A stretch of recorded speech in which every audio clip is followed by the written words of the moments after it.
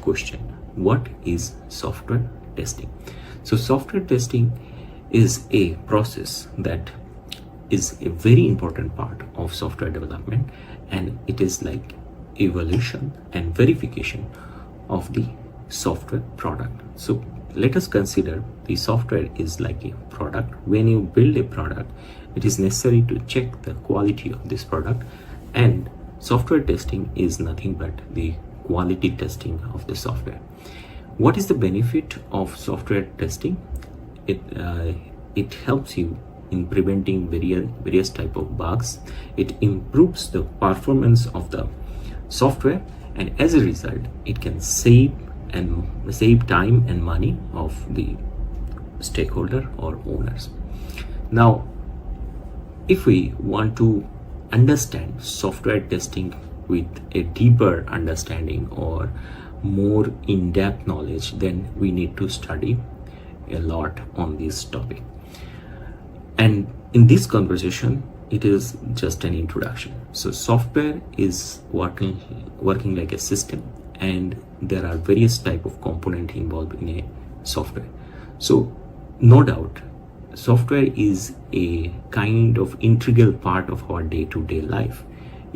Starting from using your social media, or submitting a form for any kind of job application, or if you want to get some sort of government benefit, you also need to submit your data to the government for that. So on day-to-day basis, even when you go for shopping, you can also see the shopping cart is working like a software, and most of the people have the experience with using software that makes their life easy and that seamlessly perform the tasks for what purpose it was built. So software that doesn't work correctly, that creates many types of problem for the companies, for the business owner, and as well as the user. So when software testing is a process and it is not fully automated by machine, there is a involvement of human testing is always there. So if you learn software testing, there is a possibility of getting this job, and this job will last for a long time. And software testing, in short, software testing is nothing but all those activities that discover various type of defects and that evaluate the quality of the software artifact. So with this conversation, we want to conclude the introduction part of software testing. In the next video, we'll discuss about various type of certification and career relevant to software testing. Thank you. See you again in the next video. So dear friend, in this presentation, we are going to discuss the roadmap of how to learn testing. And for example, you have to study a book, and particularly the software testing related many books are available over the internet, so you can follow one book. Now, how to acquire this knowledge? Especially you will need some mathematical context to learn automation and testing.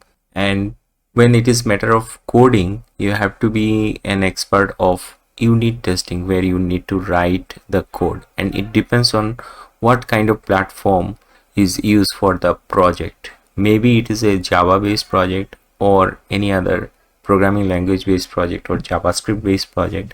So depending on that, you have to understand how to write the unit testing, and then you need knowledge beyond testing. The next is like you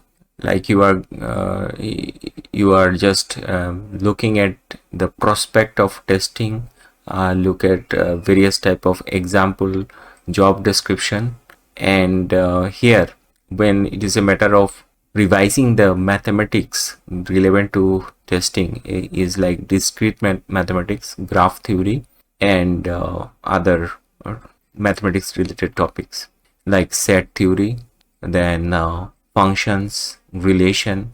So if you already have good brief over this mathematical context, then you will find this area little easier. So why this mathematical knowledge is important?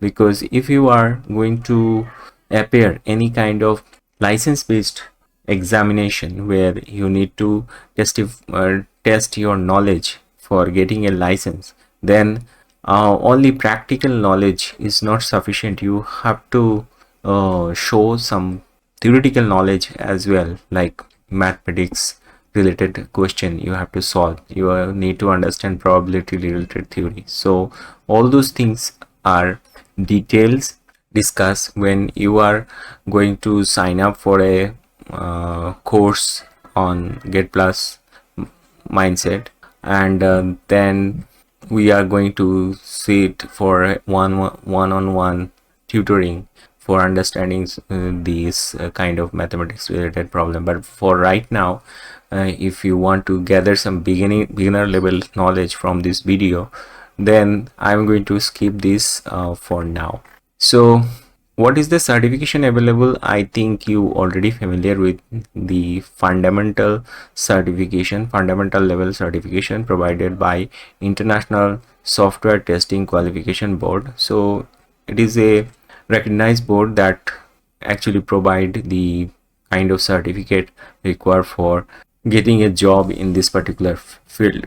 Of course, why certification is important, I have discussed detail in a part of this video. So when you will continue watching this video till to the end, there will be a section where when I'll discuss what you need to complete this certification program. So first thing first, there are many online courses available where you can find details about these kind of testing, but only major thing is that online courses are not guided by a tutor, or these kind of courses are not like personal guidance where you need to clarify your doubt by asking question to someone who is going to explain you. So in that case, learning from a personal tutor or personal trainer is more helpful compared to an online course. That means you. So dear friend, in this part of the video we are talking about the phases of software testing. First of all, it is requirement analysis. So a team of software developer that identify the requirement, what is necessary for developing the software, and as a tester you are not involved in that requirement gathering process or preparing the documentation of the requirement, because it is a work of the project manager or the person who is dealing with the requirement gathering. But you are a part of sharing this knowledge, that requirement related or scope related document is sometimes very important for the tester, because they also want to know what is the requirement of the software and for what purpose it is built. So requirement analysis means understanding the requirement as a end user. You are not planning those requirements. It is planned by the project manager or the project owner. So you are creating a plan to understand and analyze the requirement, and this phase is known as the requirement analysis. Then you have a test plan. In the test plan, you are making a strategy. You are writing some objective, like for which purpose you want to do this test. You are writing some scope, like how you are going to do this. You are also taking a note of the resources that is necessary for doing this task, and you are also planning a schedule when you are going to do these tasks. So in this phase, you are dealing with no tools basically. So you are just taking note of the total plan. And there is another phase which is called test design. So test design is dedicated to test cases, test scripting, and test related data, and it is also a part of analyzing your test plan once again. So you ensure that all the function and non-functional aspect of the software is covered in your test design. Next, you set a test environment for testing. And what is that test environment? Like what kind of hardware or software you are going to use for doing this testing. You also aware of the network configuration that is necessary for this testing. You also need some sort of test data so that based on those test data you can perform your tasks. You ensure that the environment is closely mimic to the actual production environment. For example, you are testing a software for a bank or a financial institute, then you are also maintaining the same kind of environment or security level when you are testing it in the staging environment. So staging environment should mimic the production environment. Now it is time to execute the test. So when you are executing the test, you are using various type of scripts according to your test plan. You are recording all those test results and identifying the defect and issues that you evaluated through your testing. When you are reporting a video, we'll try to understand the integration process of testing. The software testing process is a very old branch of study, more than 10-20 years ago when the first software was built. The process was they followed some fundamental process, and we are now creating a series of tutorial videos on software testing, and in the previous 3 or 4 videos you have learned some basics. We will discuss about some vocabularies that generally software developers and testers use on day-to-day basis. So let's look at these vocabularies about software.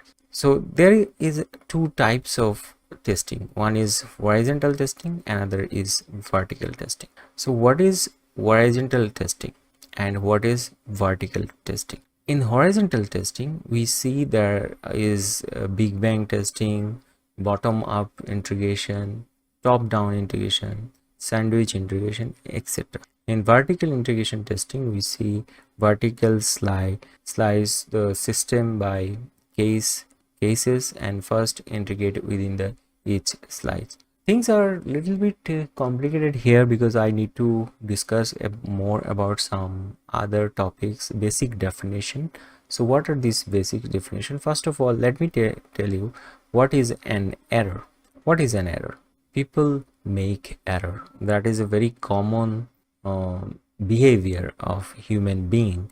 Generally computer is just opposite. So a good synonym of an error is a mistake. This mistake may be happen during the coding or during planning the software. When people make a mistake during coding, we call this kind of mistake as bugs. I think you already are familiar with this word. This is not just like a insect or a living or creature. This bugs is actually a mistake during the coding. So this error generate more errors. One particular error in the coding generate more errors, and when you remove that error, the functions are working fine. We call this process debugging. Now there is another word which is what is called fault. Like there is a technical fault in the system, that's why we are not able to process your transaction. You hear this kind of information or this kind of message when you are doing some online transaction through some e-commerce platform or in doing some fund transfer using some financial app, etc. So what is that fault? Fault is a result of an error. That means the error is the cause and the fault is the result. When there is an error, you can see a fault. So a fault is the result of an error. These are the basic understanding. It is more precise to say that a fault is a representation of an error. Generally, when you create some smart application, you want to make it fault free. Okay, so when there is an error, we take a solution of that error and we fix that. Okay, there is another keyword that we generally hear, which is called failure. What is failure? Is it same as fault? No. Failure occurs when the code corresponding to a fault is executed. That means you made a mistake. That mistake is resulting a fault, and this fault is actually showing a failure. You want to calculate two number using a calculator application, and it is taking input of this number, but there is an error in the coding, and that's why it is not actually doing the calculation, and that was an error. Due to that error, there is a fault in the system, and that fault is generating a failure in the system. So now we understand the difference between error, fault, and failure. Just remember few lines definition. An error is a definition consists of few words. An error is just a mistake. A fault is the result of the error. A failure occurs when the code corresponding to the fault executed. Okay, so when we see a failure, we can find the error. Now let's move to another slide. Dear friends, in this defect and tracking them, it is necessary to look at the life cycle of this defect. Like you reported a defect on day one, and after the iteration process or revision or modification, you also need to track whether that defect is removed or not. So it is necessary to maintain a continuous follow-up of the report so that you can deliver a error-free software end of the day. So the next thing is test closure. So test closure is like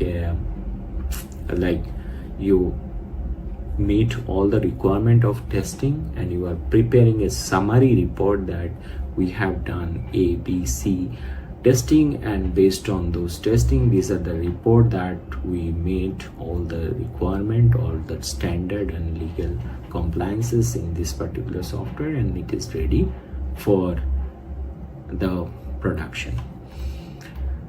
So as a result, if you follow all those steps from requirement analysis to planning to design to environment setup to execution and report tracking and then closing, then it is totally verified that the software meet all the all the standard, and as a result your team can proud of the output. So it reduces the extra money cost due to the error or using a defective software, and it also mitigate a lot of risks that software development team can face in future.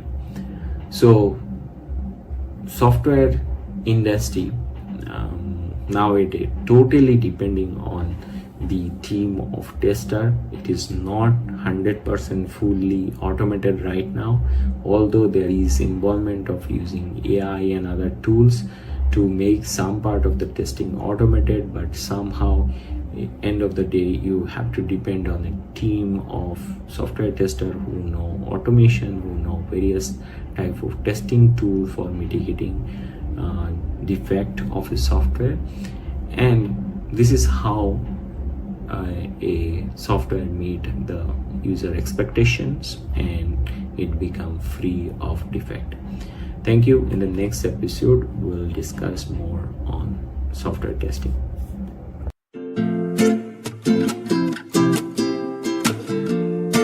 You can simultaneously study in an online course, gather knowledge, and then get some mentorship from a tutor to become prepared for an interview or do your own project, so that you can showcase your work to the employer, potential employer. So first of all, you need to understand the what is software testing. I think you will get a detailed section where we have discussed what is software testing. So I'm also skipping that part for now and continue watching this video, and you will find a section where I have discussed about the introduction of software testing. Next thing is the black box and white box testing.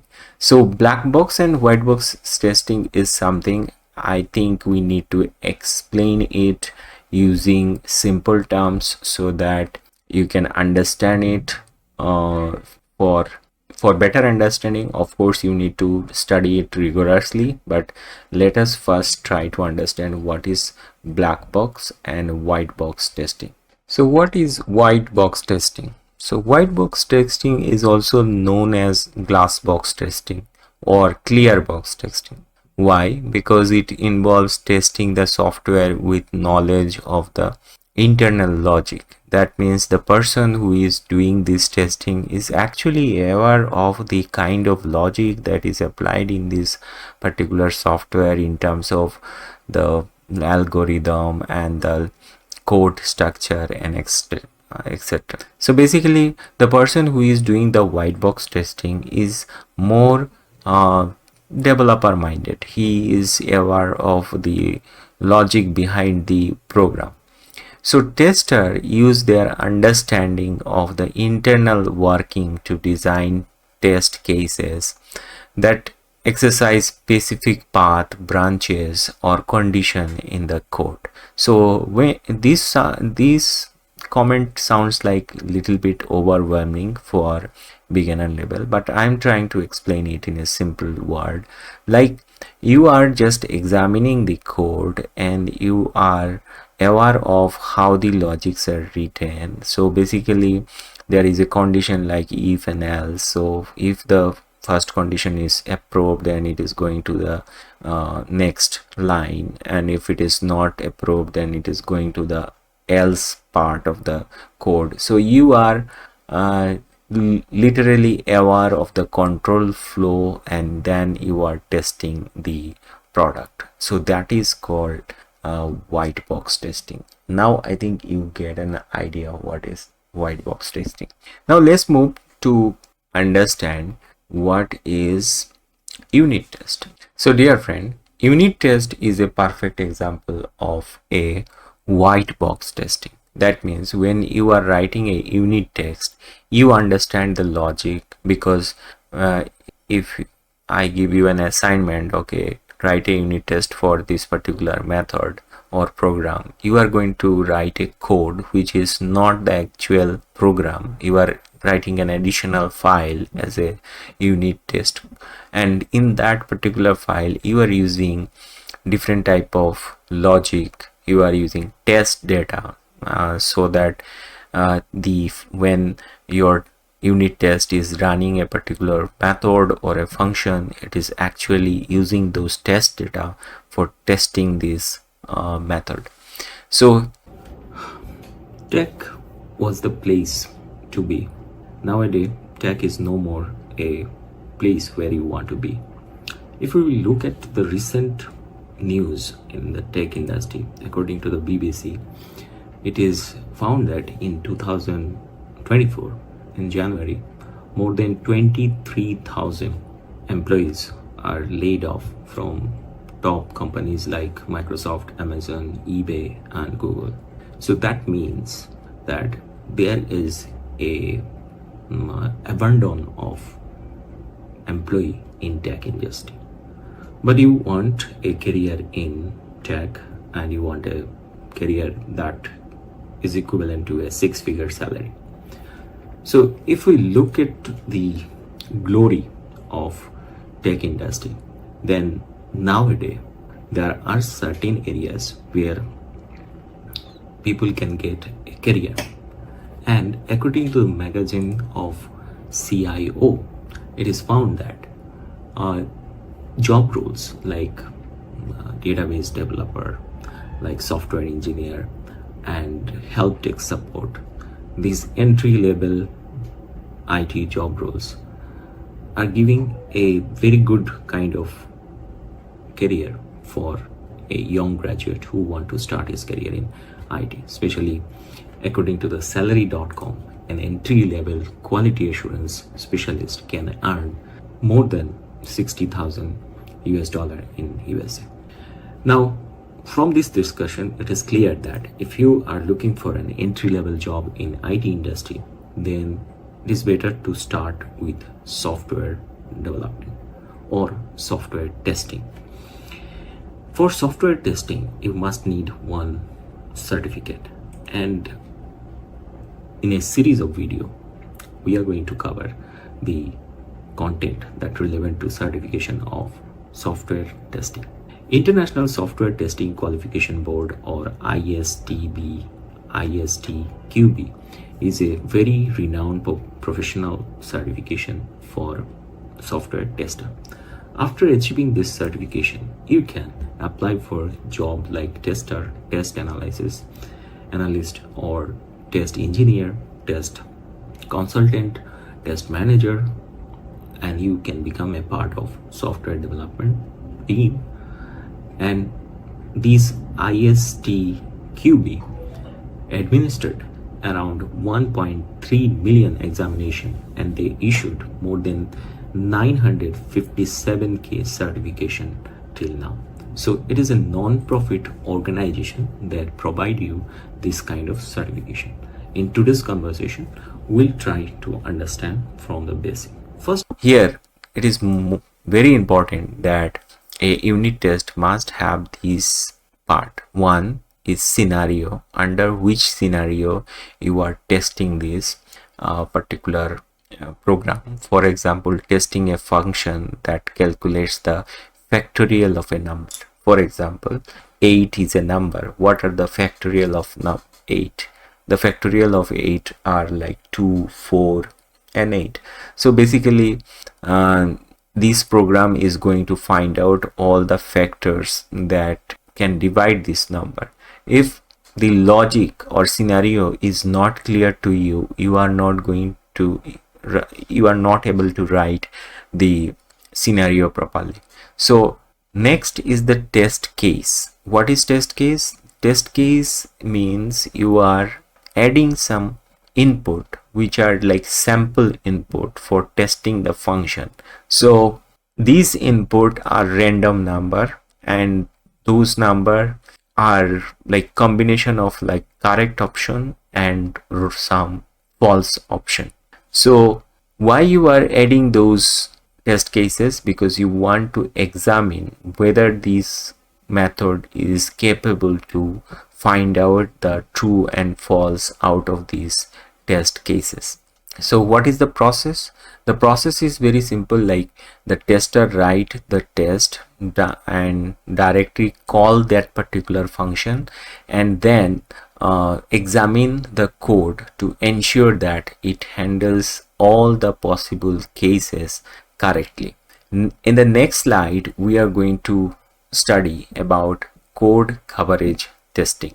So if you have any question about the test, unit test, understanding what is unit test, you can write in the comment section below, and let's move to the next part, code coverage testing. So dear friend, I think the unit test is still not clear for many students who are little bit beginner level. So I'm going to explain this with an example. Let us take look at this Python code. So it is basically a very simple calculator that can calculate the sum and subtract, multiplication, division of two number. So I'm not going to explain this Python code I have already created a full Python course on my channel. You can check out this Python code video for understanding how to write a Python code. So those who are little bit familiar with Python, they can easily understand that it is a class and it has like 4 different method, and each method is doing one particular task. So each method has some parameter. So for testing this method, we need to pass some test data so that our test unit test can examine all the method whether they are working fine or not. So we are basically giving you some experience how unit tests are done. So here suppose the software is written in Python, so obviously you are going to write your unit test in Python code. So look at the unit test here. First we are importing the unit test. Now what is import unit test? So import unit test is basically a unit in Python framework which is actually simplifying the testing of your function. So this module contain the core Python classes that are like inbuilt function in Python.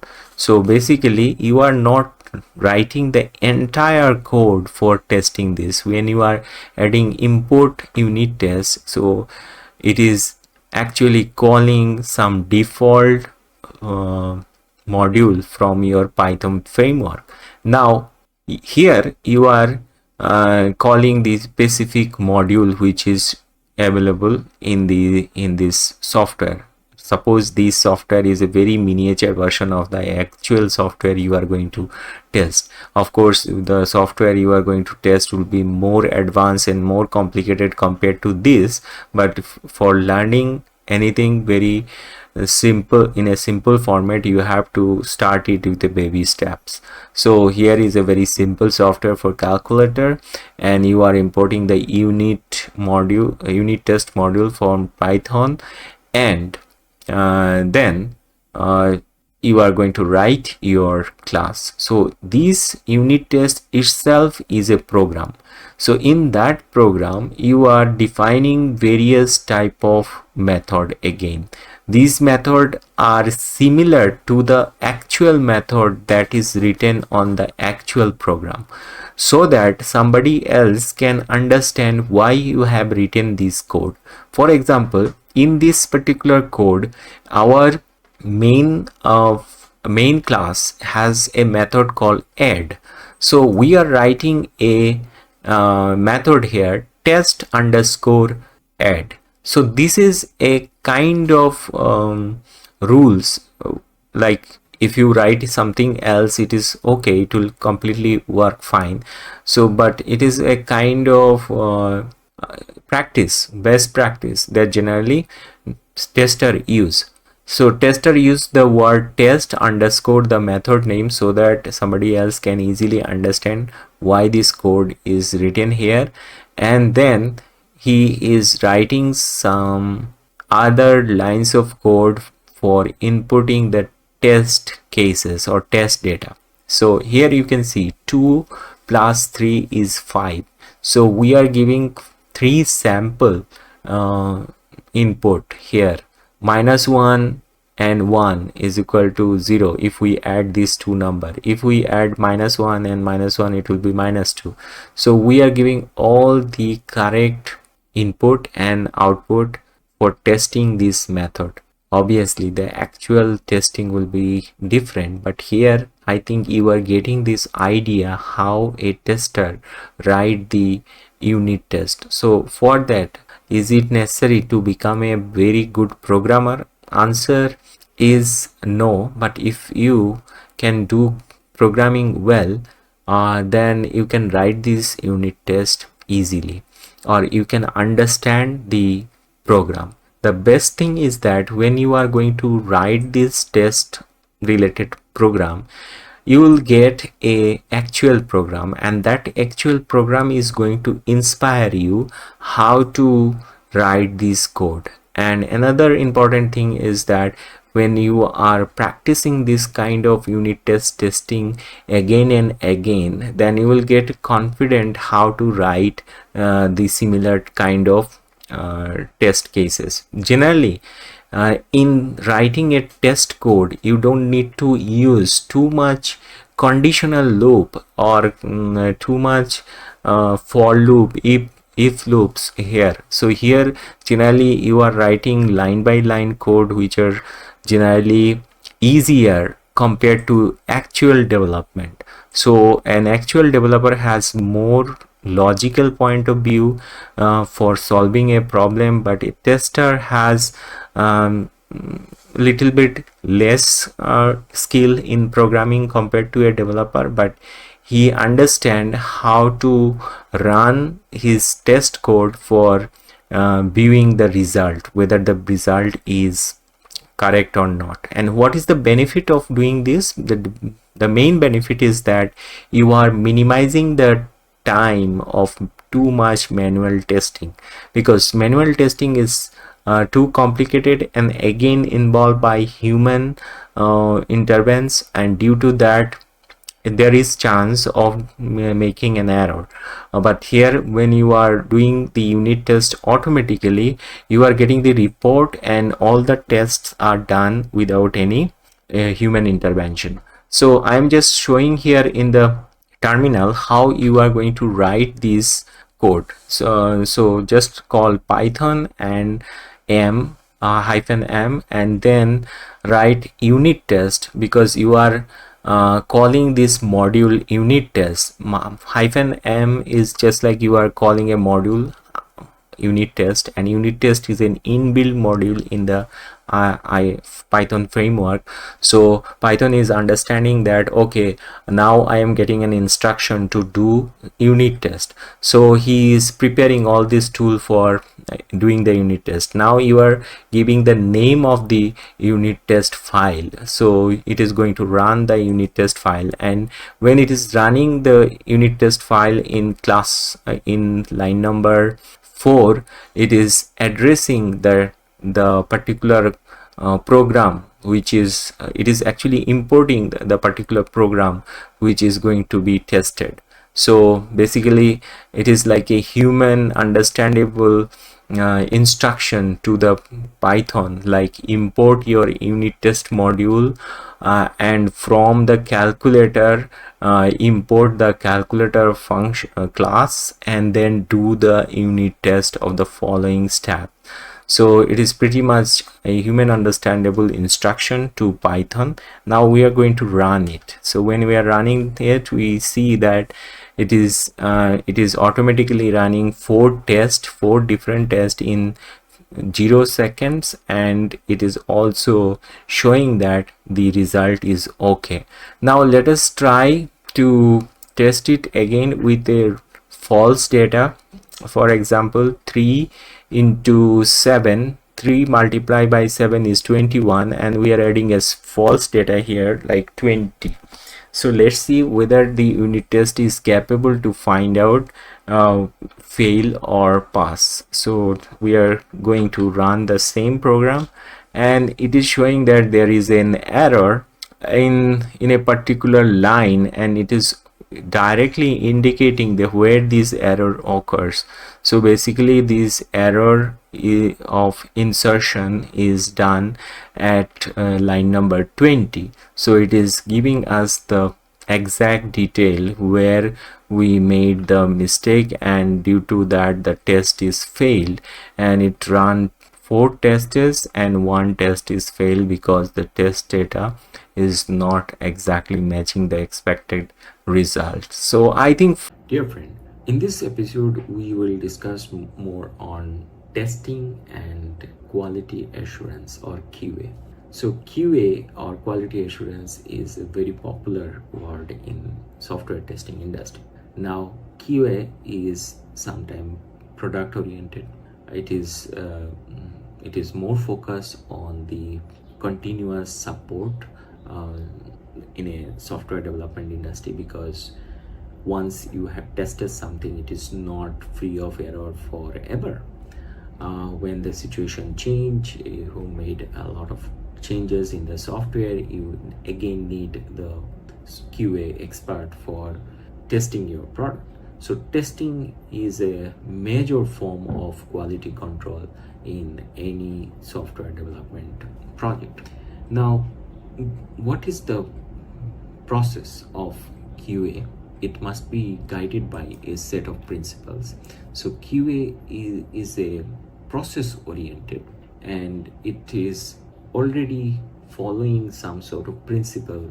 With this principle, you can generate some good product. If you follow those principles during your testing, you can generate good product.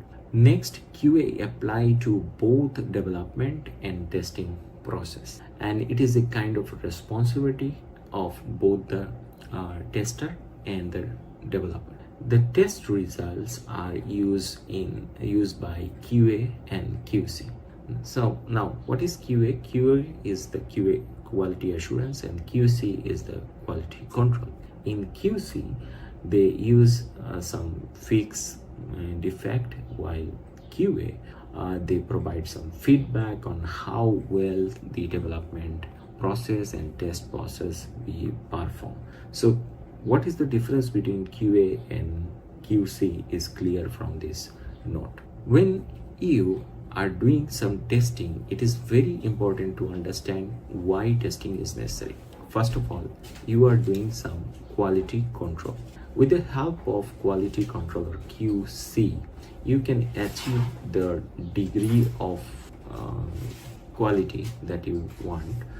You work based on your scope, you maintain the budget constraint, and also look at the time frame, like how fast we can do this, because when there is a lot of bugs or error, it slow down the development process, and your stakeholders are benefited by the work that you perform for the project.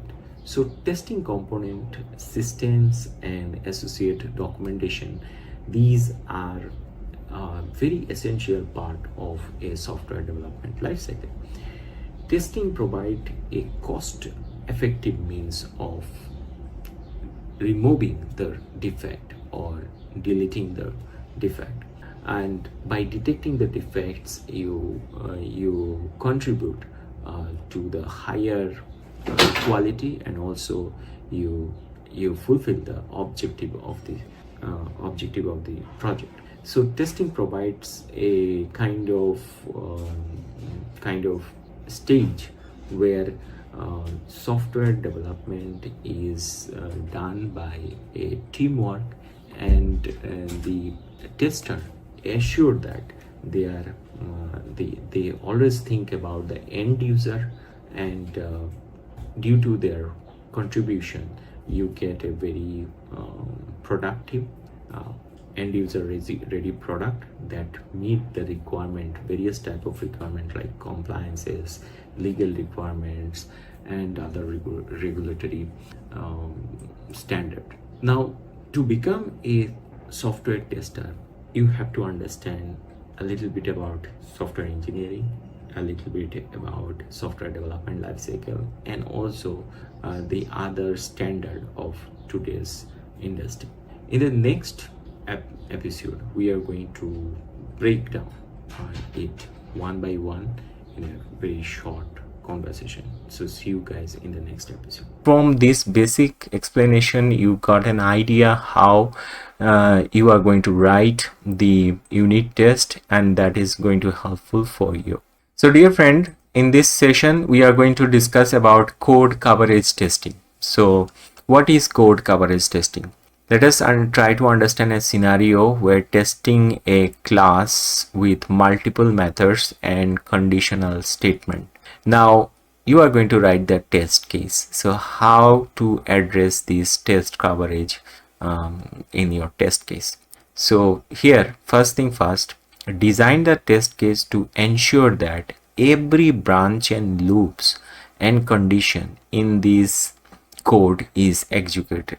So it is a white box testing. It is a clear glass testing, or transparent testing, whatever you say, because here you are more driven by the code logic. Here you are not a end user who has no knowledge about the code. So here you are looking at what are the logic is applied in the code, and it will depend on your experience level.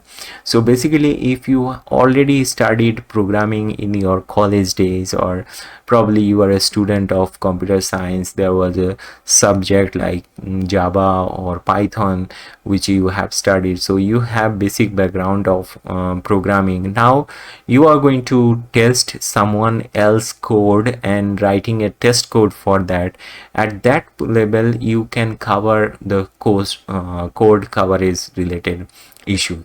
But if you are a beginner level learner and you don't have that much of background in the development field, then probably it is something a little hard or overwhelming. But I am not saying that it is impossible to understand. You can grab some cup of coffee and look at the basic of programming, try to understand the programming like a mathematics or a like a problem solving attitude.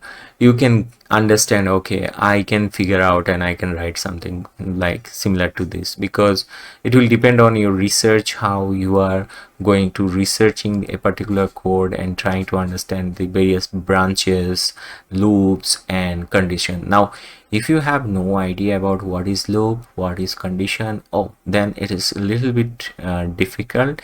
You have to go through a basic programming course, and I recommend go and check the JavaScript basic programming course for 3 hours video, and if you watch this you will get an idea. It is not so complicated, and so then you will understand what is loop, condition. So anyway, let's move forward and see what is the process. So process is like testing, reviewing the code and identifying different path and writing the test and cover those path and aim to achieve a high code coverage. Now who is going to teach you all those things as a package of book? Is it a bookish knowledge? No, it is kind of a practical knowledge. You have to collect some sample program, do some experiment with this, share your idea how to test this program. So if you are passionate about coding, you can do such experiment, but no one is going to teach you the exact scenario that you are going to face at a project level. So when you are going to solve a problem by yourself, you can dive into someone else's code, and by spending time you can write a testing code for this program, which is like code coverage test case. It's really very boring, but still, if you are interested, thanks, and continue study, and let's move to another topic, software testing related tutorials. So I'll try to cover right from the ABC of software testing to different strategies for successful testing. So let's start. So first of all, in the initial video we'll get some guidance about what is the importance of software testing, what is the difference between an error, defect, and how to check vulnerability of a software, and understanding different function of it. I'm also discussing about enhancing the user experience by improving the quality of software. I have discussed how to reduce the maintenance cost using proper testing. That means if you invest more on testing, that will reduce the maintenance cost of your software. Once you test your software, it builds some confidence, and it gives a very good user experience, and as a result your customers feel safe and trust your brand because your software is working fine. And in this journey of discussion, I have discussed about the fundamentals, so that you get the understanding about the mechanism. You get a different kind of software testing, idea about different kind of testing, software testing, like black box testing, white box testing, gray box testing. What are the difference? I discuss about software development life cycle, where you can understand how to start software development from gathering requirement to execution. And you get some terminology relevant to software development world, that gives you some idea how to do further research on this topic. So just watch this playlist, you will get benefited. You can also prepare for software development related interview using this. As a junior software developer, you can join an IT company. Based on your previous experience, you can get better packages as well. So I discuss about the testing objective, understanding the objective and strategy for software testing, then how to define different test cases.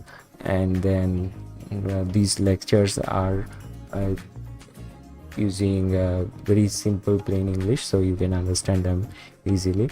So if you have any doubt, if you want to know more about any specific point, you can comment in the comment section below.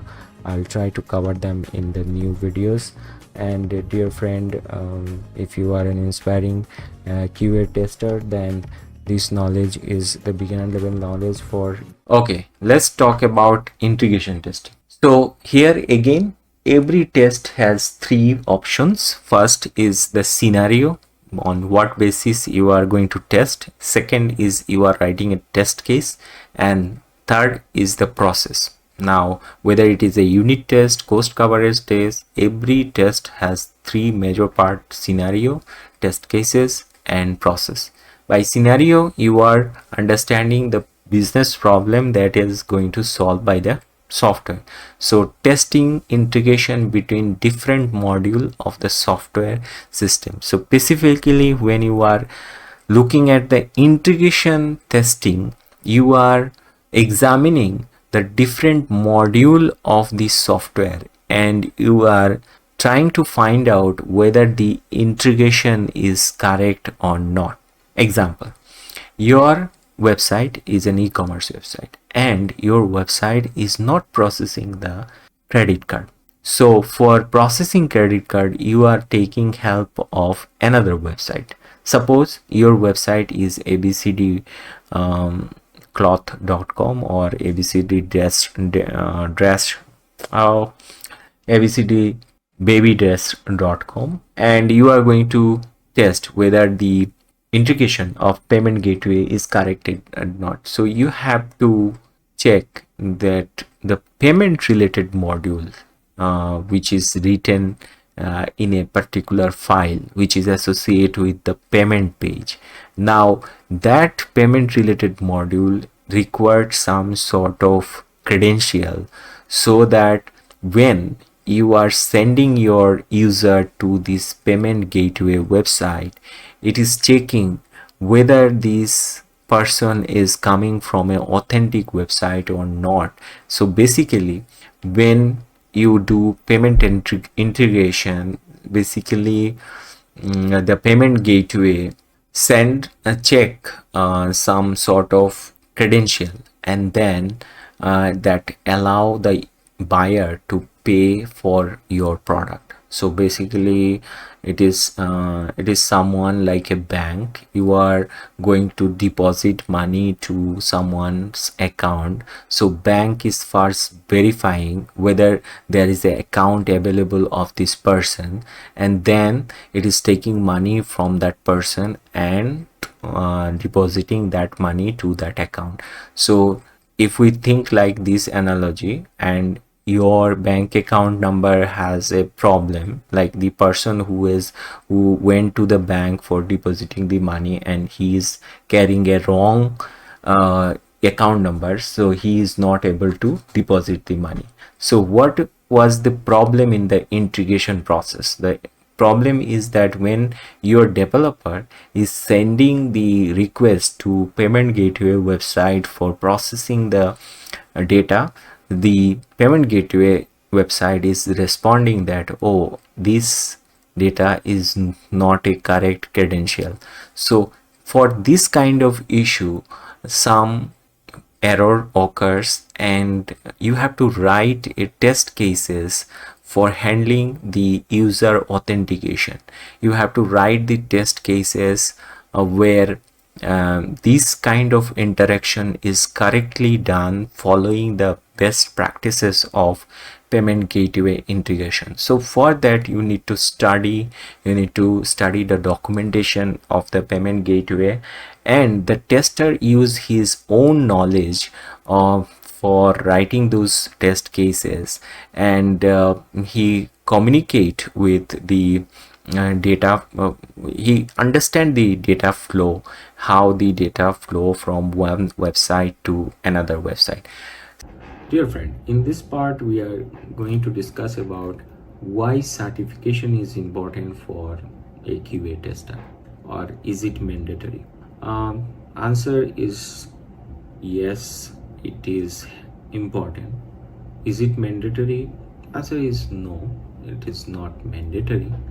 But why certification is matter?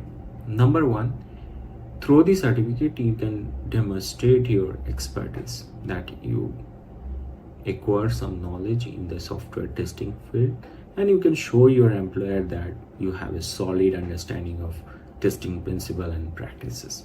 Now, is it going to increase your credibility?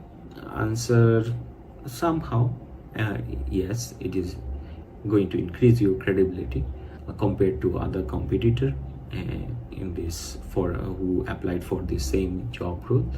So you are giving an evidence that your proficiency is tested by a third party or by a certification provider organization. Now, when you are earning a certification, you are also doing a kind of commitment to your professional growth.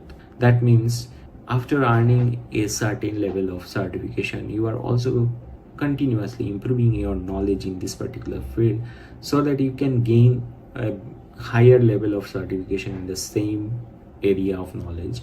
So you are in the path of a continuous learning. So as a result, in a competitive market, you get an advantage that you are a continuous learner and continuously improving your skill set in a certain area. Now the next part is it going to help you in broadening your knowledge area? Of course, because when you complete a certification, you study on a specific area, you learn it using the content that produced by an expert of this particular field. So you know all those best practices. It also help you in building a network, because somehow certified testers know each other like a network through LinkedIn and other. As a result, you get an opportunity to get an interview from a good company. Now, what are the top certification available for a QA tester? So if we look at the most popular certification available for the QA tester, then ISTQB, or International Software Testing Qualification Board, is very popular. Why? Because it is a non-profit organization and they issue a lot of certificate, around 900k plus certificate, and they have a learning pathway that is focused on increasing your skill set gradually from fundamental level to advanced level, and an expert group of tester continuously improve their testing material, their syllabus, and as a result you get get opportunity to learn more. There is another software testing organization like certified software testing engineer, which is also popular. You can get agile tester or CAT, certified agile tester or CAT kind of. If you google those certificate like certified scrum tester, you will find some organization who are giving in-person or online training for before taking their exams. So while certifications are always not a prerequisite for QA tester role, but it is going to increase your chances to get this job. And once you are getting this job and gathering more experience, you can jump into another position, or you can upgrade your position in the same organization based on your experience level.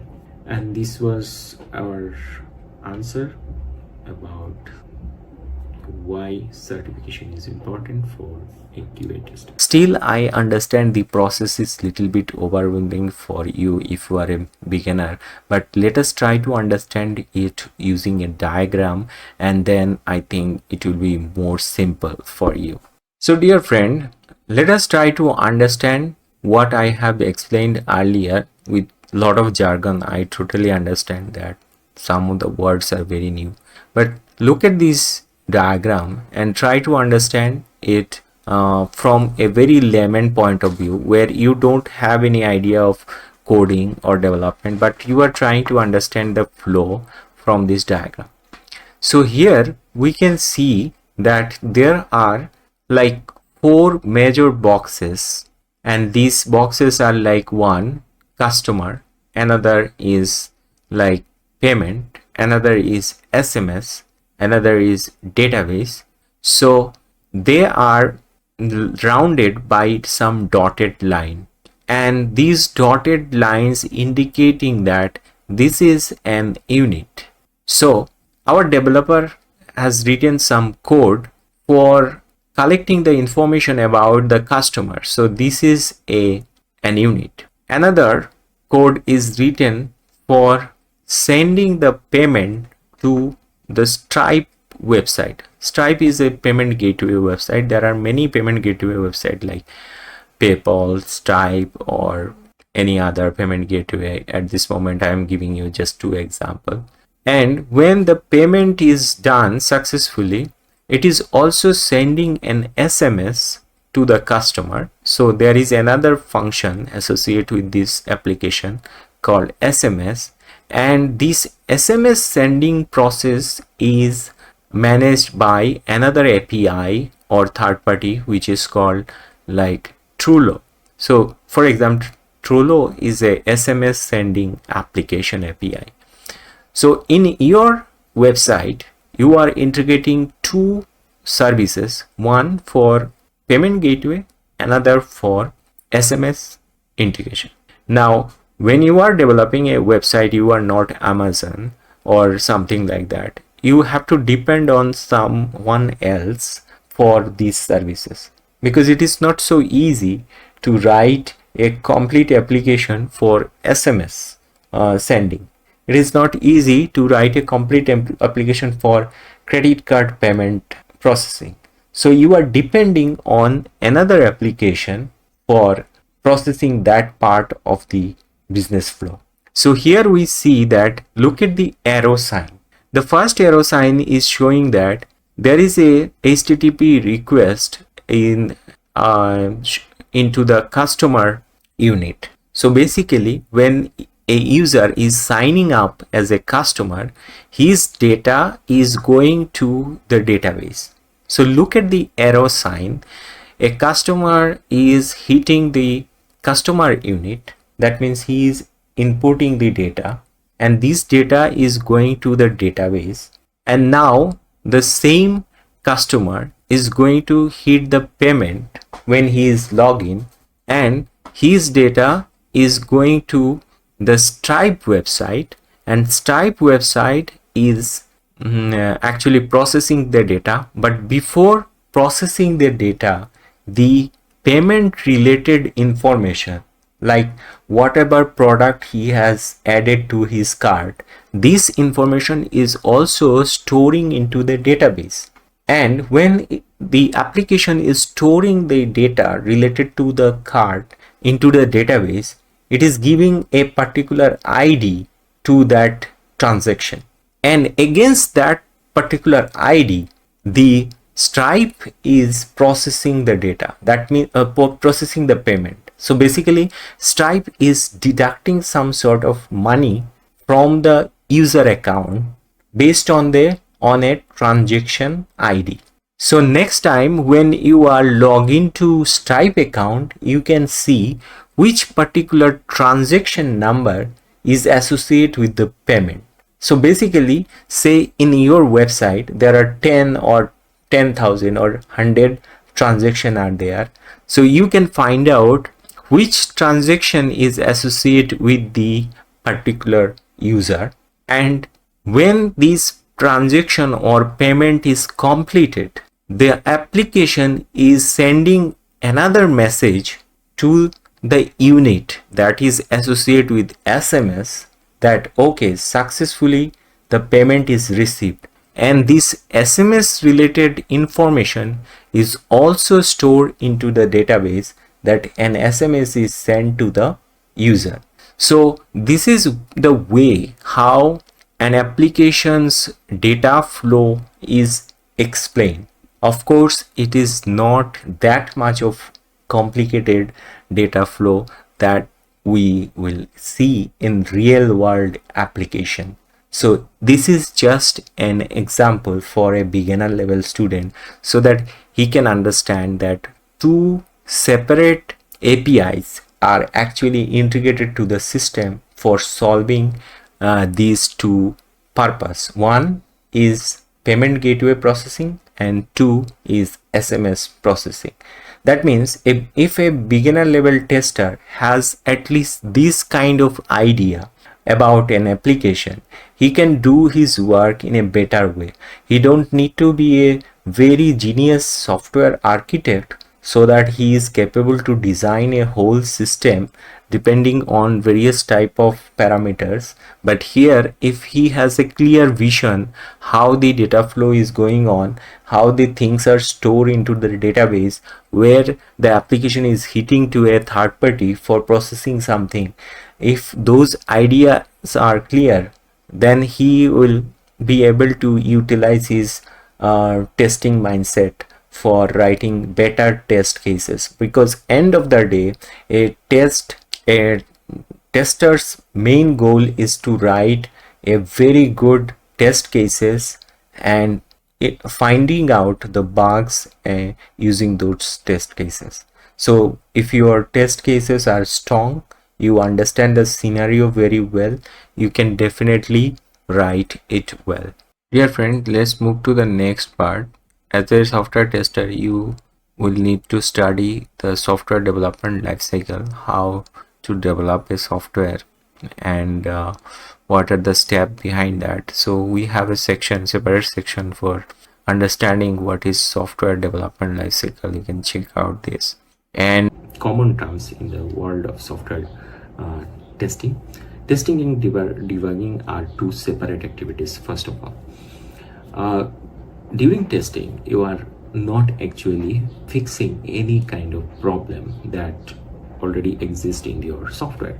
So testing can trigger the failure that causes by some coding error in the during the coding, and the tester is not going to fix those error. They are going to address those errors. So they are making some sort of documentation based on that, and this documentation is helping the development team during elimination of those errors. So typically the software tester produce some sort of failures. They diagnose the kind of failure that occur during their testing, and they also try to find out the cause, and subsequently they also confirm that the error still exists in this software. So This documentation is like a report of all the error, and based on those report, the software developer fix them by manipulating or changing their code. So when you make some changes in your code for fixing an error, this is called debugging. At different level, these kind of software testing and debugging works. So if we think a little bit about a very basic fundamental testing certificate, then you are a part of a team where some test manager is looking after your work, and those test manager have a higher degree of experience in the field of testing. They have certification on like agile tester, when if the development is agile, continuously changing the requirement, and as a result new features are added to the system, and according to that the test team also changing their testing scenario or testing plan. So an advanced level test manager can manage a team of tester. We can also call them a technical test analyst, and they focus on various type of specialization. For example, user acceptance specialization, like automation software specialization, or a mobile application tester, or a performance tester, or security tester, or usability tester. So sometimes it is relevant to game industries, sometimes it is relevant to banking sector or healthcare sector. So specialization on specific area of software is very important when you want to upgrade yourself a specialized software tester. But the basic fundamental certification is necessary for starting, and then depending on the project that you are involved in, and how to write a good unit test is very important. So when you are studying about the black box and white box testing, try to understand the difference between that. So till now we have discussed about the white box testing. What is black box testing, and what are the requirements for black box testing? These are the topic of discussion next. And after that we'll look at the various type of automation, especially how to use automation in testing, and how to do static analysis, and how to streamline various type of tools that help you in doing the automation. You can also divide the testing into two major types, like web and mobile related testing. Now let me tell you the reality of this. Depending on the industry, there are different kind of testing, generally testing challenges that a tester faced. If your company is developing a web-based or mobile-based application, then you are dealing with generally mobile and web testing. So there are few tools available that you can use on day-to-day basis. But generally, when you are part of a very mob programming, like 100 people doing the same project from different geographic location, you have no idea about the whole picture of the programming or whole picture of the project. So in that case, it is very intense, like Java intense programming. So in those scenario, you have to be very specific about the scope of the testing, and like you are part of a very large Java programming team, and that is working in a government project, or that team is working in a financial or banking sector.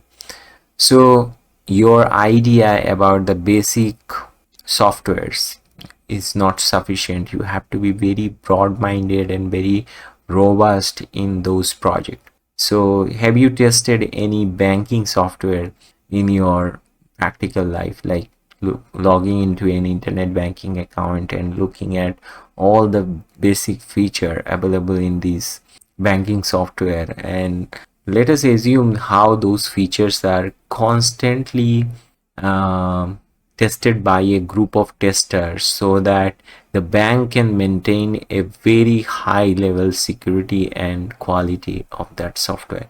So these kind of testing role are very technically intense. So nowadays a new word is popular in the job industry. It is called the SDAC, that is software testing specialist.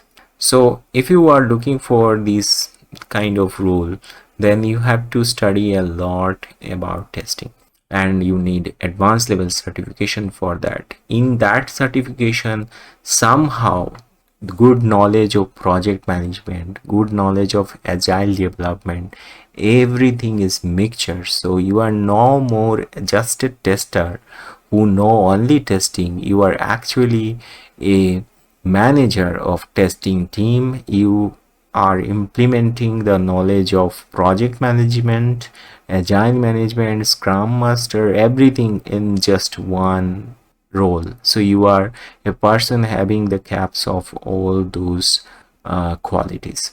So you can understand that testing is very robust, and you can spend like years and years in this particular career. Maybe after 5 years you can become a test manager, or like a test analyst, or something like principal of test, something like this role. Think about a Yahoo. Yahoo found a very large lawsuit when they did not tested their customer data, and those data are leaked, or somehow the bad guys hack those data, and they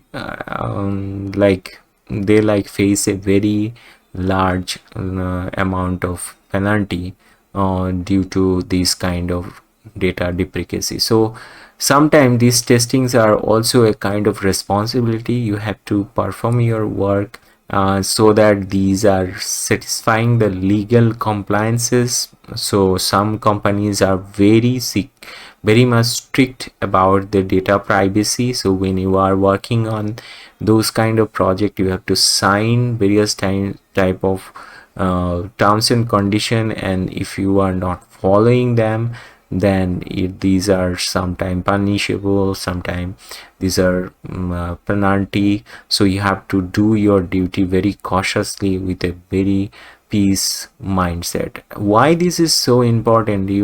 You can imagine that if an aircraft like flying with like 100 passengers, and aircraft is also managed by a set of software, and those software are highly tested by a group of tester and continuously upgraded based on the situation. So it is associated with the life of all those passengers somehow. So you are taking a very responsible role.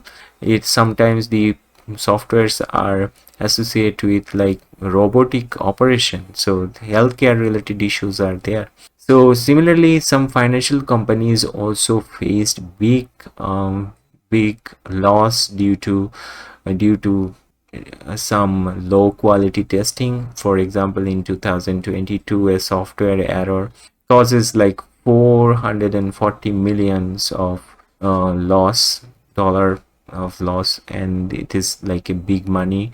And if we spend that money if for a good testing team, we can save that money depending on your project size. Similarly, think about the team who developed the software for Tesla, where like 100% features of this software are of this car is managed by software.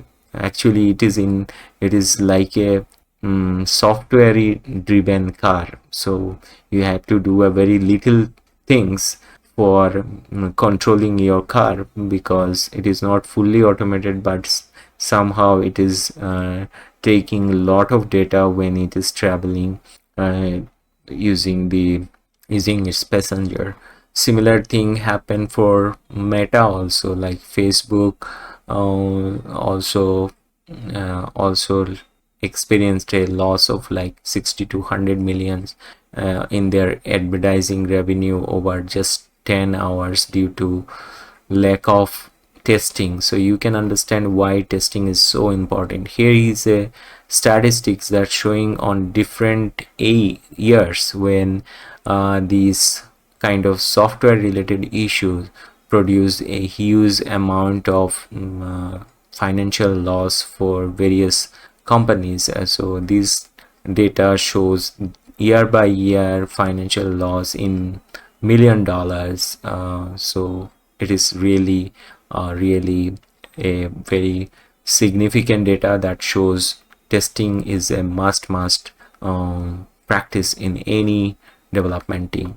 So if there is no testing, then the software has no quality. Okay, so here we are going to launch some sort of masterclass on testing. This is just a beginning. We're trying to explain why testing is important. Probably when you are joining the full course, maybe we can discuss more on that, like how to prepare yourself for testing, and then we'll move to the theoretical part that associate with testing, like what is verification and what is validation. This is a very common interview question for a software tester who wants to begin his career in this particular field. Okay, dear friends, so let us try to explain verification and validation, which are two most crucial process in software testing. So let us try to understand what is verification. So verification is a process of evaluating the system and its component to determine whether the product is being built correctly. So as a tester, you are checking one point is whether this product is built correctly. Remember these two words, built correctly. And it is focused on ensuring that the software meet the design specification. So you are very much focused on the specification document, what was written in the specification document. And as a tester, you are verifying that those specifications are fulfilled by the product which is under the test. Now, next thing is what is the object of verification? So your object is to ensure that the product is designed and built according to the specification. So you are very much a robotic person looking at only the specification and testing your product whether the specification is addressed or not. Now let us take an example and try to understand it. So we are talking about an example. We are building the product right. That is the main question you are asking to your product. So first you are reviewing the product and then walk through. Just look at various feature of that product and look at your specification. Now the next stage is inspection. You are inspecting whether the product is built according to the specification. So here in this particular picture we are talking about a tailor-made shirt, but we are not talking about this. We are talking about a software. So first you are reviewing it, then walk through all those features, you are inspecting it, and then do some static analysis and then go for the code analysis. Now these are major 5 steps of verification. And for example, checking if the design document is aligned with the requirement. So if something is wrong in the design document, then definitely you have designed something wrong. So look at the requirement. For example, a website is looking for a very nice header for his landing page.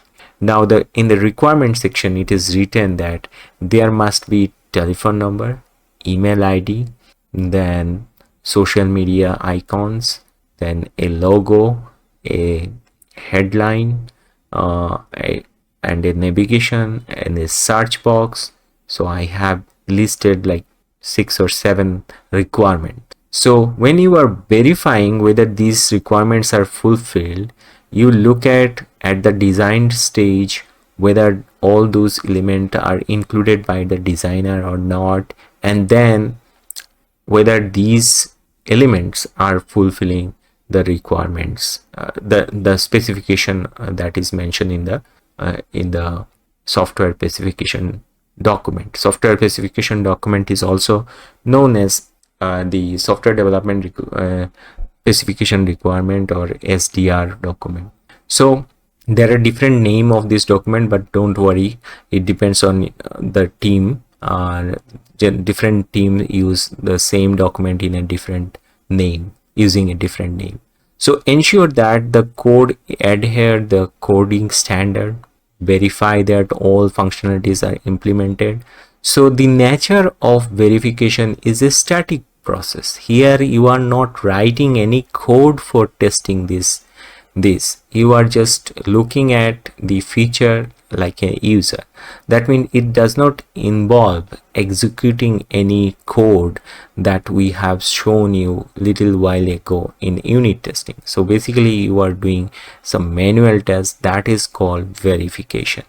Now we will move to the next part, that is the validation part, and it is very important to understand the both part of testing separately. Do not mix up them, otherwise the employer is going to find out that your knowledge in this particular area is a little bit shallow and you are mixing up the things. So now let's move to validation. So before that, I just want to share a definition of a validation. So what is validation? Validation is the process of evaluating this final product to check whether it meets the user's need and requirement. Remember the point, in verification we did not check user needs. In validation we are checking user needs and requirements. It ensured that the software fulfill its intended purpose. Someone spend his money with an intention to fulfill some goal. Is your product fulfilling this goal? So you are going to ask a basic question to your software. Are we building the right product, or we are moving to a different direction, which is way like 90-degree way or 180-degree way from the direction our product owner directed at the initial stage? So every time when you are testing your product, ask this question: are we building the right product? Your software is a product that has a lot of features. So all these features are built for solving a business problem. So are we building the right product? That is the question. In an interview, if you can separate these two concepts, I think the employer will impress that you understand the difference between the verification and the validation. To ensure that the software product meets the user needs and perform as expected is in a real world environment. So those points are tested in this validation part. So in validation you are doing a separate kind of activities, a different kind of activities compared to verification. So what are these? First, you are doing functional testing, you are doing integration testing, you are doing system testing, then user acceptance testing or UAT. You are also doing the performance testing. So here you are running the code, and here sometimes you are also looking at the interface, whether it is user friendly or not. For example, you have created a button, but the button is so small in a mobile interface that it is not suitable for tapping using a fingertips. It is so small that it is not visible in a mobile view. So in that case, it is not actually meeting the user acceptance testing. That means users are not able to do their tasks using that software. So validation is a dynamic process, and meaning that it involves executing the software and observing its behavior. To simplify the difference between these two kind of activities, let us look at one table and you will find it more easy. So look at this table here. If we focus on the major area of these two process, then in the verification stage you are more process oriented, and in validation case you are more product oriented. Remember this line, are we building the right product? That is the question of validation. Then objective, your objective during the verification testing is to ensure that the product is built correctly, and in validation stage you are ensuring that you have built a right product or ensuring that the right product is built. And in verification you are reviewing, inspecting, and doing all those static analysis. And in validation you are actually testing, you are doing some dynamic analysis. So the major important difference is during the verification you don't need to execute the code, just use the software and try to find out its flaws. But in validation you are actually executing some code. So validation requires executing codes. And look at these example questions. In verification you are asking this question, are we following the process correctly? And in validation we are asking the question, does the software meet the user requirement? So dear friend, for your interview preparation, here is the summary of verification and validation, the difference between verification and validation. So you can just pause the video and read these as a note, and I think that will be helpful for your interview preparation. Dear friend, look at this Venn diagram. So it is an union of verification and validation. The light blue circle is indicating the tasks that you generally perform for verification. The dark blue circle indicate the tasks that you generally perform for validation. So when you are checking the verification, you are asking the simple question, am I building the product right? And in validation, am I building the product right? So basically there are some testing where these are very common among both the process, and there are some testing which are basically specific for verification and validation. Dear friends, maybe you are involved in a banking related project or a government sector related project, then depending on your project type, you will get a different kind of opportunity to become a specialized in that particular area. So when you complete a certification in software testing, there are various type of benefit you get. First of all, you understand what testing is required and how it will be beneficial for this project. You understand the fundamental concept of software testing. You can easily identify various type of activities that can be implemented as a team for testing. You can access and improve the quality of your documentation. You can describe any kind of fault or error using professional language, and you can also increase the effectiveness in an efficient way, and as a result you become a part of the software development lifecycle. Now when you understand the whole process from start to end, you understand the test management principles, and there is opportunity to learn more about each principles. In the next video we'll discuss this. You can write proper communication which is understandable. You can prioritize the work what is necessary for doing your test work. You can deal with the cross-functional team. You can communicate with different people like like the designer, coder, or manager. You can also identify the essential skill that you need to develop to improve your test quality, especially in case of test automation. You understand the impact of testing your work when you delivering a task, so you get the kind of responsibility, or you can work on those areas so that your effort or your task is valuable for the team.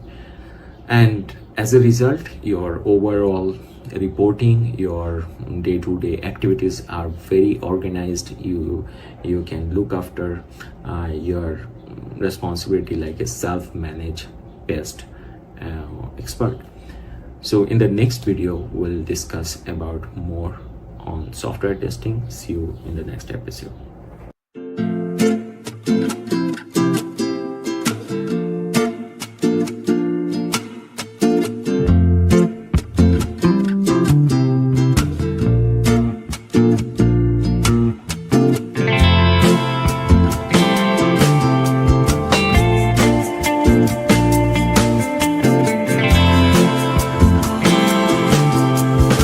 Slide, we'll try to understand what is the characteristics of a testable software when you can consider that this software is now testable. First of all, it must be in a working condition. Okay, better you can do some sort of activities relevant to this software for testing. Otherwise, if it is not a working condition, you cannot solve the testing from the coding. When it is in working condition, you can observe the output based on the input, right? And the internal errors are automatically detected that times. When the output or the front end of the application is not showing proper result, then definitely there is an error in the back end, right? So control, when you are observing a particular software, there are some steps involved. So let us discuss about those steps in this slide using some drawing. So here, suppose your software has some sort of specification. You want to fulfill some set of tasks using this software, and during that you find some fault. Now we understand what is fault. So this fault actually happen because the design is not good. So you find some fault in specification, and at the next phase you are going to the design phase of the software, and again you find another set of fault, and then based on those fault you make some correction. Then you move to the next phase, is called the coding. And during the coding, when you are testing different component, you find again some fault, and you come to the testing. During the testing, you look at some incident, and those incident are classified into some different types of fault. Like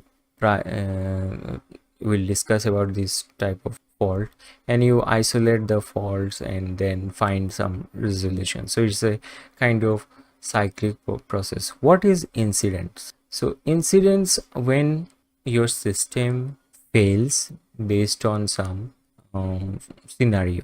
Okay, so an incident is this symptom associated with failures, and it that alerts the user to the occurrence of failure. Okay, so what is the difference between test and test cases? Let us try to understand what is test case, because when you are working with a software development team as a tester, on day-to-day basis, you are going to define your test using some test cases. So what is test and what is test cases? So a test is the act of exercising software with test cases. That means you have to define your test cases first for doing any kind of test. Once you are defining the test cases, based on that test cases, you are doing a test. So what is test cases? A test case has an goal, some set of goal, like you want to check whether the transaction is fulfilled or not. You want to look at the program behavior, right? And you have some expected output, like we'll see this using some example. You have some expected output based on some input. If the software is not giving you this expected output, that means there is an error, and you are going to define your test case based on the expected output. Okay, so defining test case is very important. If you are an expert of defining test cases, then your divan is higher than other testers. A complete test case will contain a test case identifier, a brief statement. So how to define these test cases, we are going to discuss now. When you are defining a test cases, you are giving some sort of ID number, like test ID number 1, and similarly 1, 2, 3, many IDs are you are giving. In each test ID you are giving some brief statement and a statement of purpose. So what is the statement of purpose? That means maybe there is a business rule involved in this test case. So you will give a good description of these things, and then you are going to define what are the test case input. Then you are going to define the test case expected output. Suppose you are just making an Excel file and creating some column. First column is about ID, next column is, as suppose you are giving some statement for which purpose you are going to write this test case. You define some business goal or business rule. Then you define some input and you are expecting some output, and based on that, in another column you write whether this test is passed or not. This is how you define the test cases. And nowadays, as there are many softwares available, you write all those information on those software so that somebody else, when they are working as a team, they can understand what you are trying to test. So these concepts are very important for a beginner level tester. We are going to continue our class in the next episode, and I hope you are learning well. See you guys in the next episode.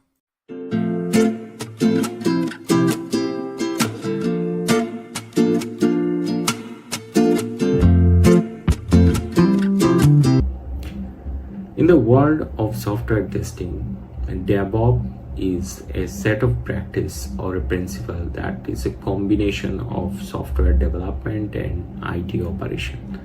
Now, DevOps experts are not tester, and in fact DevOps is not a particular job role. DevOps is a concept that used by team of software development and IT operation. So it is a continuous process. In this process, you are in a loop where you perform the same kind of tasks again and again for ensuring the quality, and your aim is to improve the collaboration between these two teams, dev and operation. Now here, DevOps concept help you to build this bridge, and it maintain a very good communication and through some sort of automation process, and it enhance the reliability and efficiency of software development. Now here is the key concept that you need to understand to become a DevOps or test expert or QA expert. Why I am discussing this? Because if you are looking for a job in the software industry as a tester, you may face this question: are you aware of DevOps? What is DevOps? So if you can explain those key concepts, maybe that will impress your hiring manager and they can consider your application that you are a DevOps or test personnel. Now the first concept is collaboration and communication. So if we break down the collaboration and communication, the importance of collaboration and communication, then it is a very significant part indeed, because without proper communication, two team cannot cannot deliver the quality. So it is like fostering a culture where responsibilities are shared by both team and both are working in a collaboration mode. Now there is a concept which is called continuous integration or CI. What is continuous integration? Means the developers are regularly merging new code to this product, to their project, and due to these changes, the ops teams also share some sort of understanding or responsibility. So when they are developing a software, it is maintaining their codes, like old code and new code, and there is an automation built to test and run these new changes. That means, if I simplify it in simple word, like when you are adding a new feature to your application, before making it live or before sending it to the production environment, there is a automated testing process is running, which is catching the issues and reporting it to the development team for fixing. So in a continuous... This diagram is helpful for understanding the flow. At the verification stage, you look at the requirement design, you look at the system design, and so the first part of the B shape is associated with the verification. Here it includes architectural design, module design, and all these based on some no coding activities. And at validation stage, you are doing more code intense tasks like unit test writing, integration testing, system testing, acceptance testing. All those things required some sort of development, kind of junior level development related knowledge. You are not a developer, but you have the idea about the software development lifecycle, and I think this knowledge is important when you are doing some advanced level software testing. Dear friend, let's talk about the test environment. So when you are testing a particular software, don't just test the feature of the software that you can use as a user, but also think about where the software is running, top of what environment. So basically, a software need a kind of environment for running its function. For example, it must be connected to some database. Of course, you will find a very little situation when your software is not connected to database. Just generally in the industry, whatever software we develop, we generally connect it to a database so that it is properly sending the data to a particular system, and it is capable to edit, update, delete, or modify the existing data or adding new data. So if you have an idea of database management, you know how it works. Now next thing is what kind of network protocol it is using, what kind of software operations of system it using, like is it running on a Windows PC or a Mac or an Android or a iPhone. Depending on your operating system, its behavior will be different. And for manual tester and for any automation tester, you will need to follow some different test environment, and this is called the test environment. So you can do more further study on test environment. Probably when you will join the detailed course, we can discuss on this for better clarification and better conceptualization. Some people underestimate a software testing role as they are very junior level IT role. They don't have idea about advanced level coding or software engineering. But the problem is that when you are going for a software test role and you are facing a technical round of interview, the interviewer will not consider your role that this is not so much technology intense role. They will ask you everything that associate with software engineering. So you will face question like, tell me what is the difference between refactoring and software testing. Now refactoring is a term that associate with software development, so you have to understand those words as a general knowledge. And I don't know how this is going to help the actual work, because when you are conceptually clear about the process, you can do the development while you are doing testing.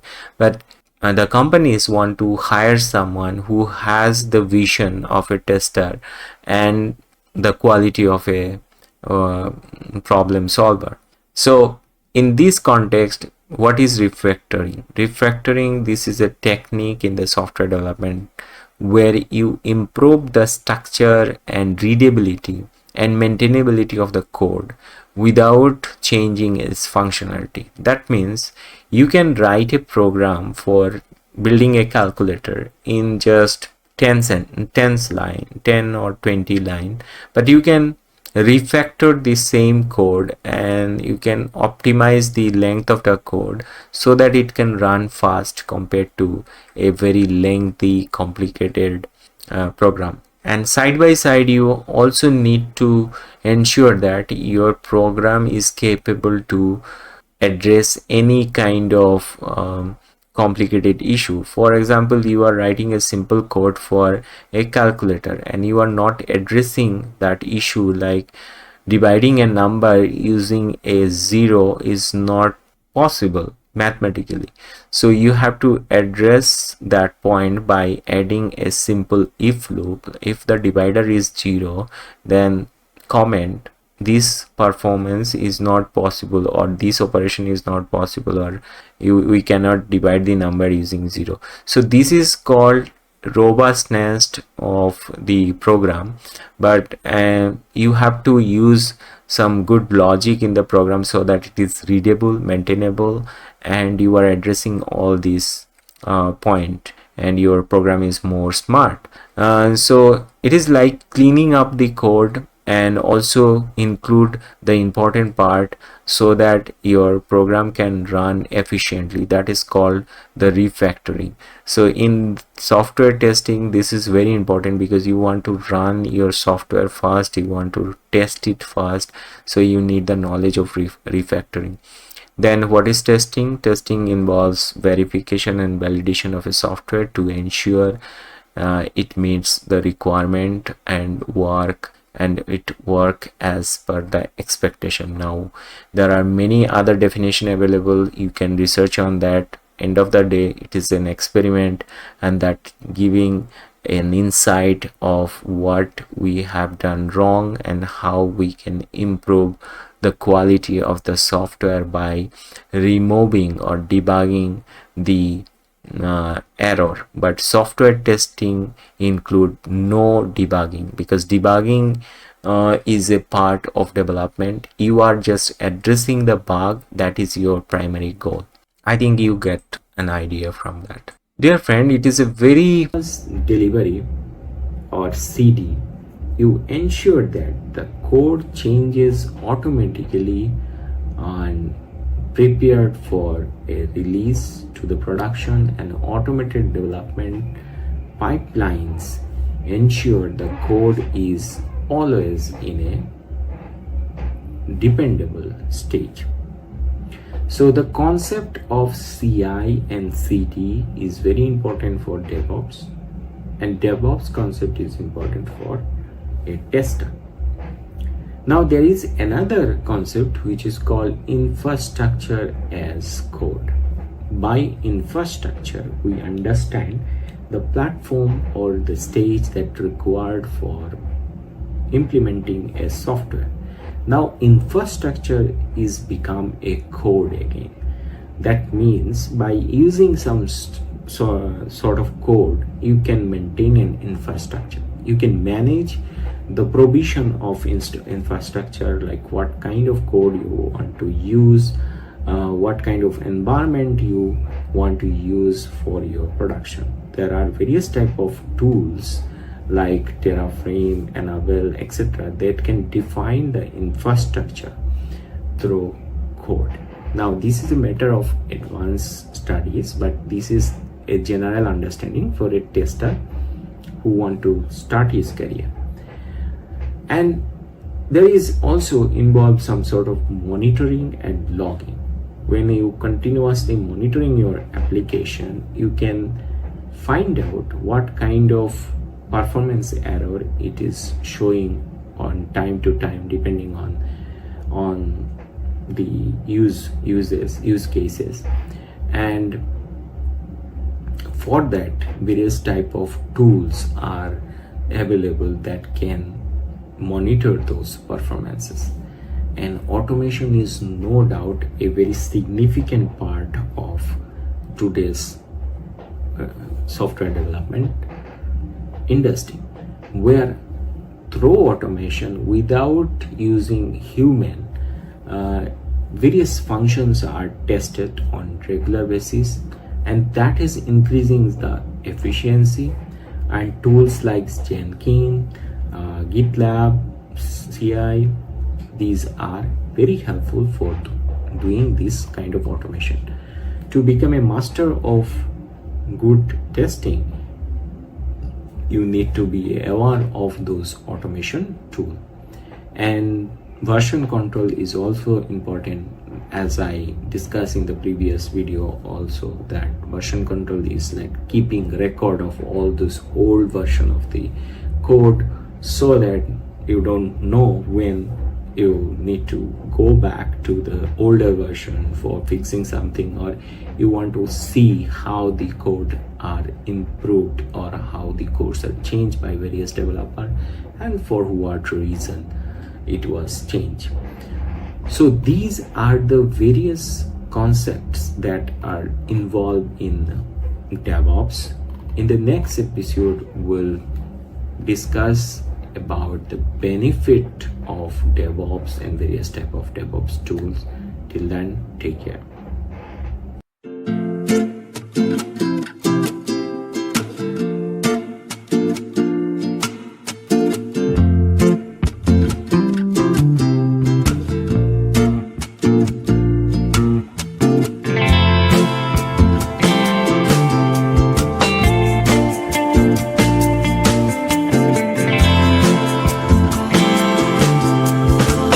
Important concept, like what is the difference between pessimistic and optimistic testing. So when there is a cup or a glass of water and it is half full, there is two way of viewing that glass. One, it is half full, another is it is half empty. So half full is like a optimistic view that okay, it is doing some tasks properly, and half empty is like a pessimistic view that it is not actually working as per the expectation. So developers are generally optimistic. They think okay, our code will work fine, and then we have done our job and this is the end of our project. So their mindset is like that. But as a tester, your mindset should be pessimistic, and for the good reason. Not it is not a competition between the tester and developer. It is the final goal is to deliver a quality product. So with a pessimistic mindset, you want to find out why the cup is half empty, why there is some lack of feature that is not exactly matching the requirement. That is very important. And also you can do this if you understand the verification and validation very well, and you know how to ask those questions by writing a proper test scenario and by producing some good test cases. So I think that is good for understanding what is half full and half empty. For understanding this mindset, this kind of quote or dialogue is helpful. Like, as a optimistic developer, you are going to tell your team, okay, we are 90% done. But when you are a tester, you will address this issue like that: we don't know where we are right now to say 100% done. So it is a continuous process of evaluating where is the mistake. And you know what, it is not possible to test a software 100% for all kind of scenario.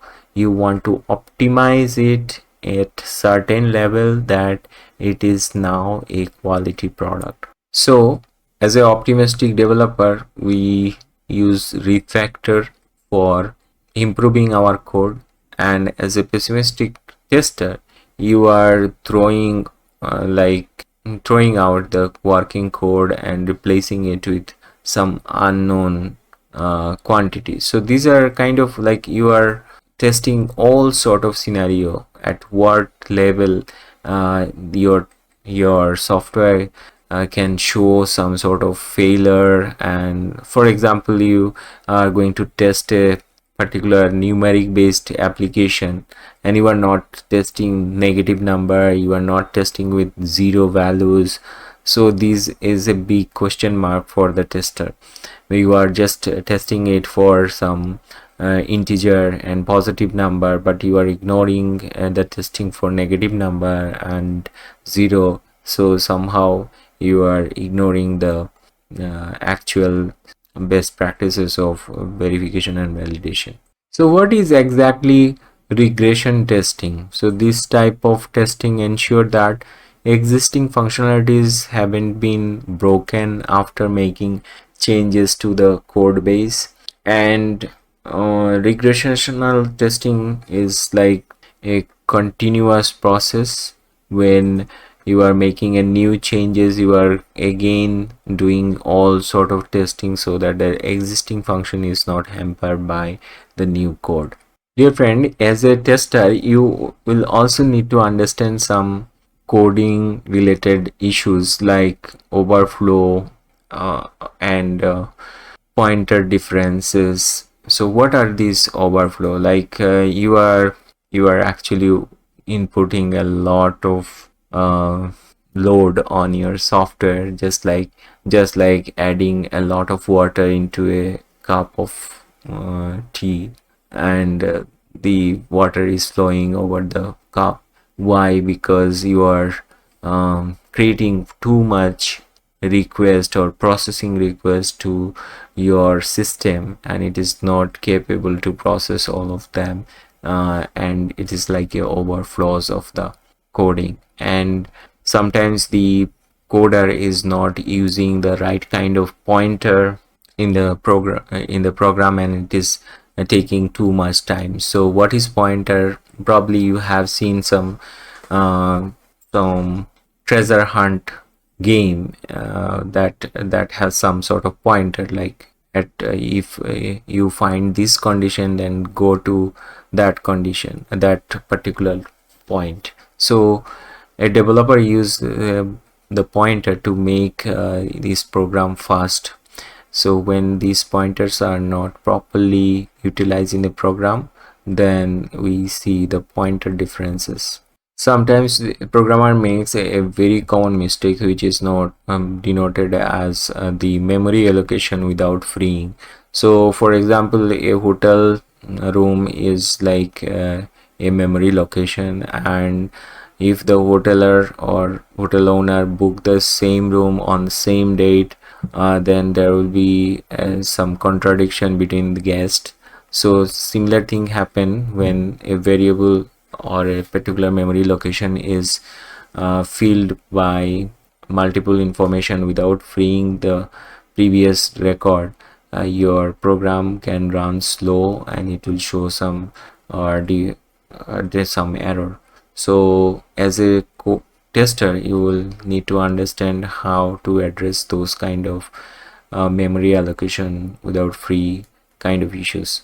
Let us try to understand a very important issue about testing. It is called the halting problem. Alan Turing, a famous computer scientist, I have a video on life story of Alan Turing. So he proved that it is impossible to create a program that can determine whether any other program will eventually stop running or continuing forever. This means perfect verification of all possible program behavior is theoretically unachievable. What is incomplete or evolving requirement? Software requirement can be unclear, incomplete, and change frequently during the development. This makes it difficult to define proper test cases and ensure the software meets all the needs. What is time constraints? Software development life cycles are often very tight and it is bounded by some time frame. So tester needs to prioritize his tasks effectively so that they can make most out of the available time. Building this confidence is very important, and it is possible by proper testing. So we understood the basic objective of software testing. In any kind of interview related to software testing, you will face this basic question: what is the objective of testing? And if you can address all those major points, then it will make your answer perfect, and it will sounds like you are a test aware software tester. Now, when we understood what is the objective, let us try to understand a little bit about the various type of vocabularies that generally a software tester use. First of all, your main objective is to create a kind of test plan how you are going to test your product, and here you look at the various type of risks, various type of error and warning that your software is producing during the use. So if you are little bit aware about the software development lifecycle, like how a software is developed, that will help you to understand each step confidently. So here you need a little bit more knowledge about the software development team, how it works. There is a designer, there is a developer, and a tester is also a very important part of this team. So when you are aware about the test objective and you have a certification on this particular skill set, you can play your role in a better way. What is the code of conduct that generally a software tester follow? Let us try to understand it. First of all, you are a certified software tester. As a result, you maintain some sort of professionalism in your work. You understand the various type of privacy policy so that you can maintain it during your testing work. You are aware about the product quality. Sometimes you work on the scope of the project, like what was the requirement, are those requirements fulfilled by the product, and You also understand the various type of legal compliances that involve in a software testing environment. So a certification actually help you to maintain this professionalism during your work, and as a result your colleague, your team find your role is a very valuable part in the team, and you can perform your tasks confidently. So in the next episode we'll try to understand what is testing, what is debugging. See you in the next video. Hello friends, welcome to another episode. Today we are going to explore the opportunity in the software testing field. So our main focus is to understand one particular job and its responsibility.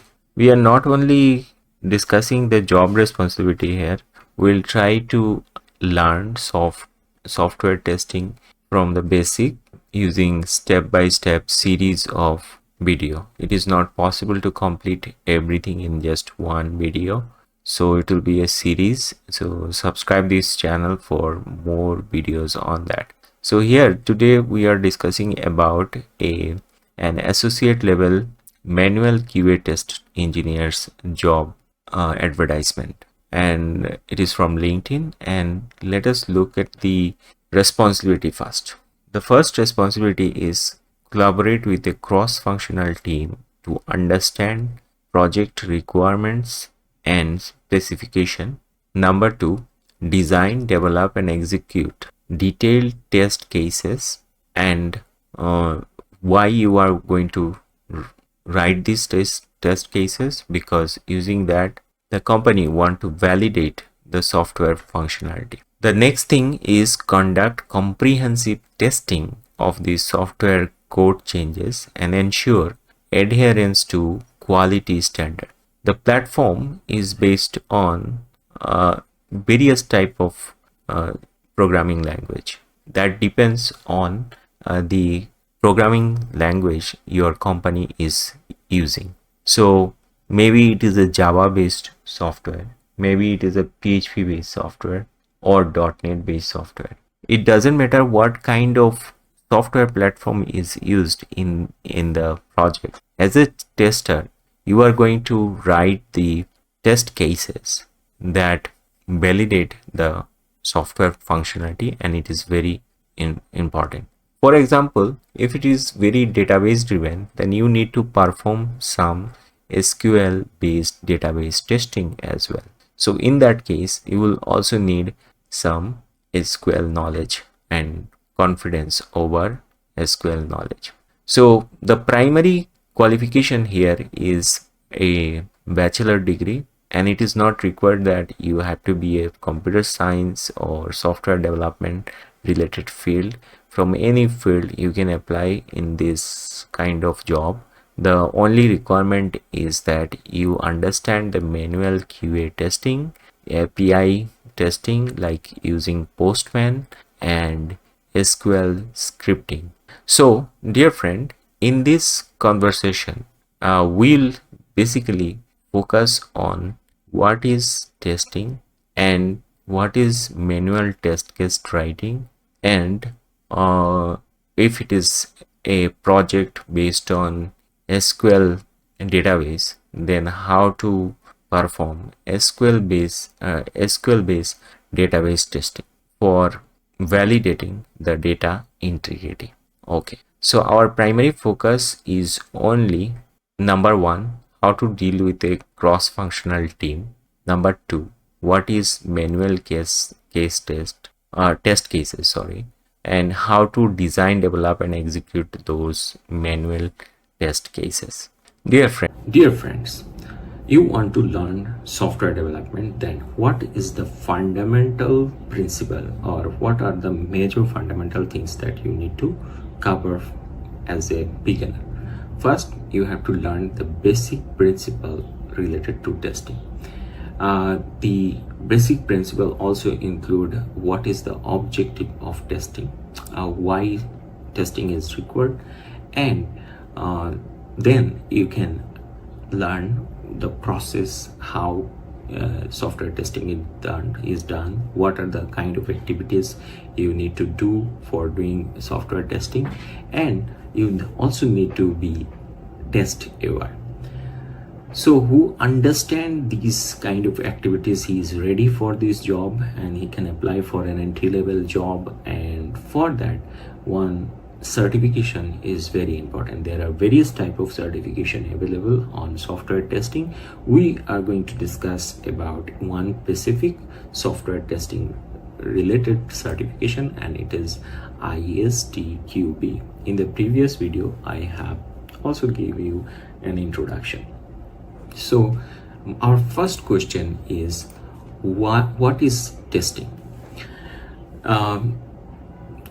Without testing, when you develop something, it is not ready for the end user, because you have not tested the software. Think about a bank who is using a software or a website for their for managing the accounts, and there is a bug on the software, and it will definitely create some sort of bad impression to the customer if their software is not working on time in a correct manner. So there are some objective behind software testing. What are these objectives? Number one is evaluating the working product, like what was the requirement and what was the user story involved in this requirement, and as a user you are testing, is the code working like this requirement, and you are also creating some sort of failure. You are also finding out some sort of defects. So we'll learn more about the failures and defect in the upcoming lectures. So by testing, you ensure that the requirements are covered in this software, and you are also reducing the risks of any kind of inadequacy because of software quality.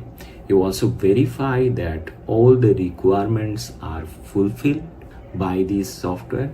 You also verify that there are some compliances and some legal regulatory requirements involved in the software, and those regulatory requirements and compliances are fulfilled by the software. You also provide your stakeholders sufficient information that the software is working according to their plan, according to their specific requirement, and that also increase the confidence on this product. And in this slide, we are going to understand functional test cases from a blog post from testigma.com. So when it comes to software testing, functional testing is a big deal. Yes, I totally agree that when you are testing a software, you have to test its function. So it ensures that the software does what it is supposed to do and meet the user need. This is a pretty normal thing, that you are making a software, it has some functionality, and as a software you have to perform those tasks, otherwise it is not a good thing for the business. Do you agree on this? Yeah, I'm agree. Yeah, suppose you are making a software for adding to number, but it is actually multiplying that number, then this software has no value. Is that true? Yes. Okay, so to make it happen, functional test cases are created. So we want to know how to create those functional test cases, right? So these test cases tell us what step to take and what result is expected and what condition be meet to test the software properly. So here author wrote it exactly the right thing. You are going to ask few questions to your software. What step it is going to take to solve a problem, and what result we are expecting from that software, and is it maintaining the conditions. So dear friend, in this conversation we will frequently use many examples, so that I think the best way to learn something is to understand it from example. So here I am going to tell you that, for example, you have created a simple login form for your website, where user is going to input the username and password so that they can access their account. So what step user is taking? User is inputting his username and password.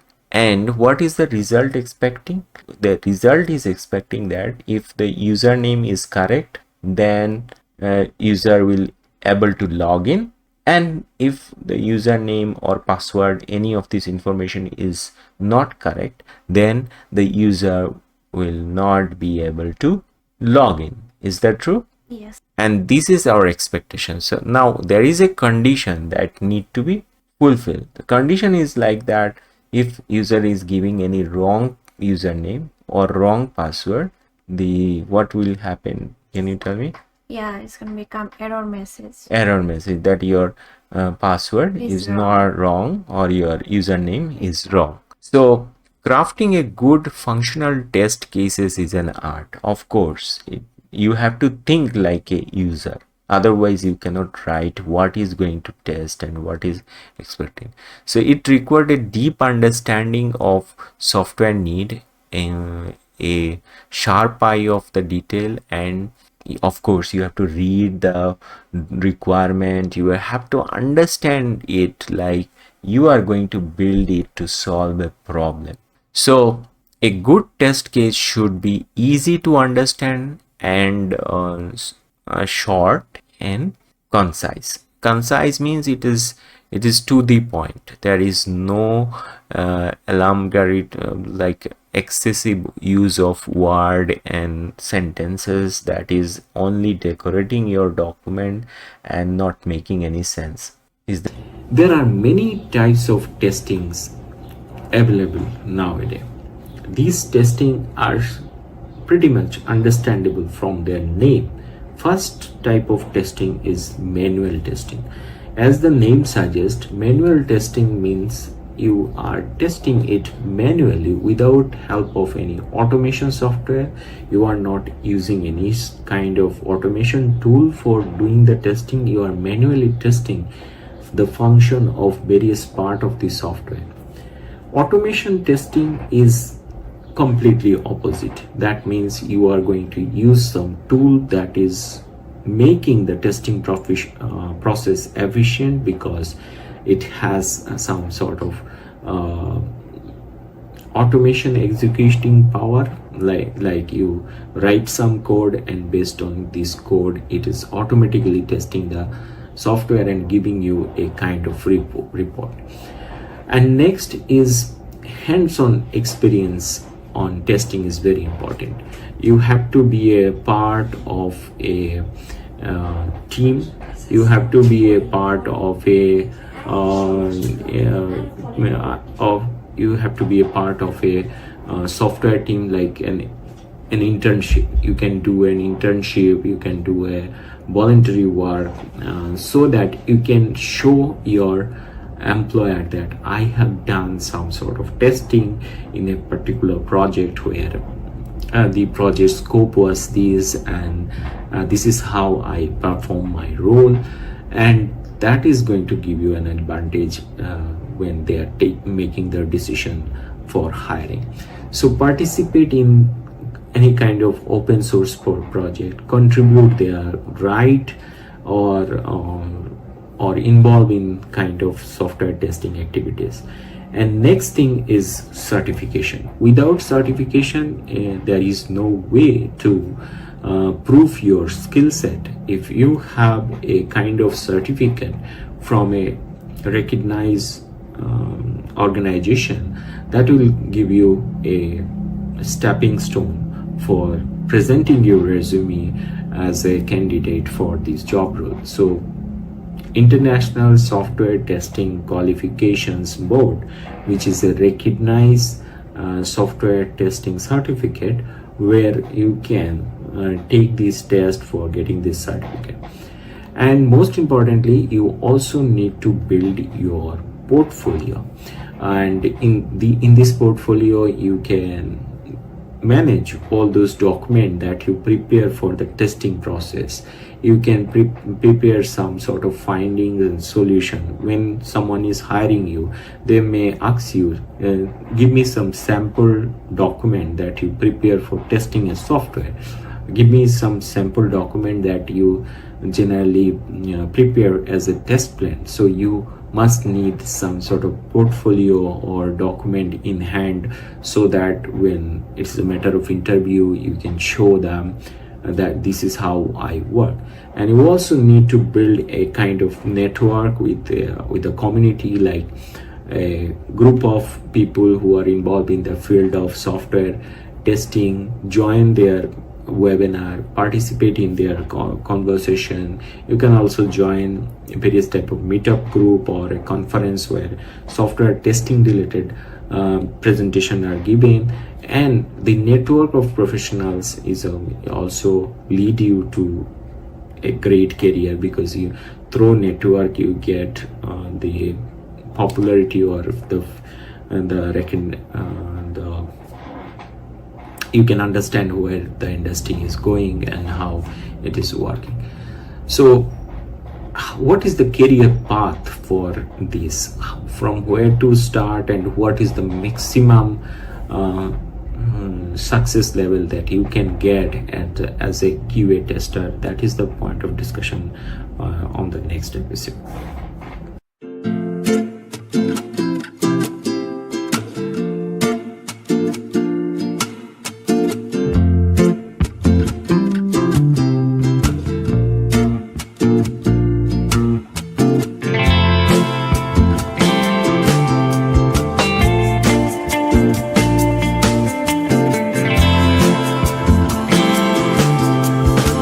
True. So you are going to write everything to very accurately. So dear friend, let us try to understand what is a test case, and especially what is a functional test case. So functional test case is a set of instructions that outline how to test a specific function in a software. For example, if an application has an email feature, a functional test might check if an email is sent successfully when the user clicks send button. For example, it is a checkout screen and user do not want to print his receipt. There is an option called email. So when user is clicking on email, the system must send the receipt via email. If user is not receiving that email, then this email button is actually not working. Got it? Yeah. So you have to understand why there is a button and what kind of function it is doing. That is very important. So let us try to break down what are the steps involved in writing a functional test case. Sounds good? Yes. Okay, so let's move. So dear friend, in simple terms, we are going to explain how to write a functional test case. So first thing first, you have to understand the software as a user. Don't like a developer. Developer has a different skill set. He can write program for building the functionality, but you are a tester. So first thing first, determine what areas need to cover. So you have to think like a owner of this software, that what area I need to cover in the functional test case. So first, list all the functions and features in a document or a spreadsheet. Very simple. For example, it is an e-commerce website. Now think about an e-commerce website and what kind of functionality an e-commerce website must have. Number one, user are interested to buy product, so they must need a search area so that they can search the product and they can browse the product by category. For example, when you go to Amazon, by category you can search electronics product, books, baby related products, toy, and etc. So there are various type of categories available. So first thing first, category wise searching the product. Then there is a product detail page, and in a product detail page you are viewing product title, product description, price, and then some pictures in a photo gallery, and you are also viewing one add to cart button so that you can purchase the product. Once you are clicking the add to cart button, the product is going to cart page, and then from the cart page you are paying the price and buying the product. Once you are buying the product, it is also asking for your billing address. You are inputting your billing address, and then the page redirect you to another website where you provide your card detail or credit card detail so that the buyer, the seller can get the money for that product, and then the order is placed. So there is a sequence in an e-commerce website. The same thing happened when you are building any other software for any other purpose. So here there is nothing that you need to memorize, or there is nothing that you need to use from a bookish knowledge. So it is like describing your experience as a user, how you are going to use this software. So list all those functionality and feature as a user in a document.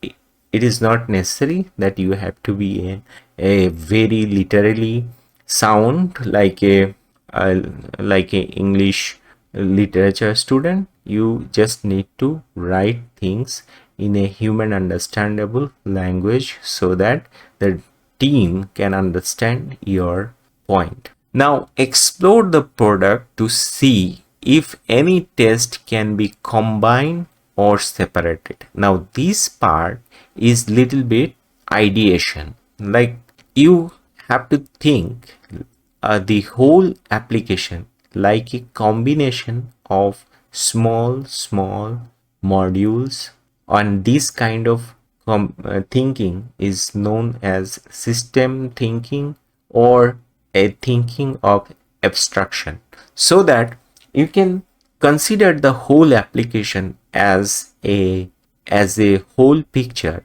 which is actually built up of some pieces of other picture.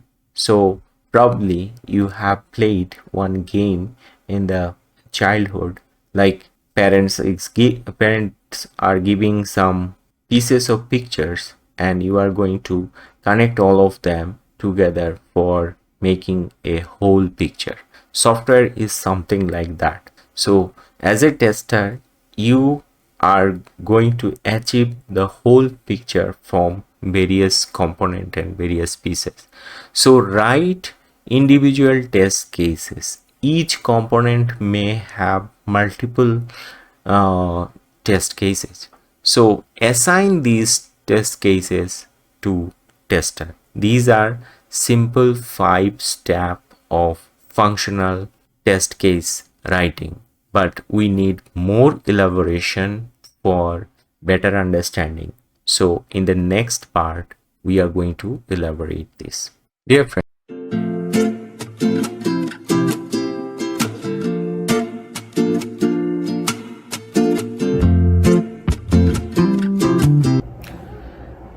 in this part of the video, we are going to discuss about a QA tester's career path, like how you will start your career as a QA tester. So first step is you must need some sort of educational background for getting this job. Without a proper educational background, you cannot start it. Obviously, it is not necessary you have to be a computer science graduate or an engineering graduate. You can start it from any background. The main thing is that you must need some good knowledge of reading and writing, because end of the day you are going to read various type of instruction related to test, and you also need to write a report on what you get by testing. So a QA tester has a diverse educational background. It is not necessary that you have to be an engineering graduate, but you must need to complete the basic qualification of reading, writing, and understanding a problem. You must need to be a problem solver. Do you need any programming skill for doing this? Programming skill is not necessary for a tester, but if you have a basic programming knowledge in any programming language, it may be Python, Java, or JavaScript, that can be helpful, because during the automation testing you have to write some code, and if you are a little bit of beginner level tester, then you can use those coding knowledge for writing this automation or code. Do you need to be a very expert of any specific tool? Answer is yes. You need to be an expert of some specific tool that used by industry. For example, Selenium, then JUnit, TestNG, or LoadRunner, etc. You will get many other tools. It is not the complete list. Now you also need some understanding of version control. So what is version control? In layman term, it is like keeping the version of the software, like on day one it was coded in some pattern, and on day two it was changed because of some new requirement, but you have the code of both version of day one and day two. So understanding the tool, how a tool like Git and GitHub, how it manage the version of the code is very important for a new tester. Like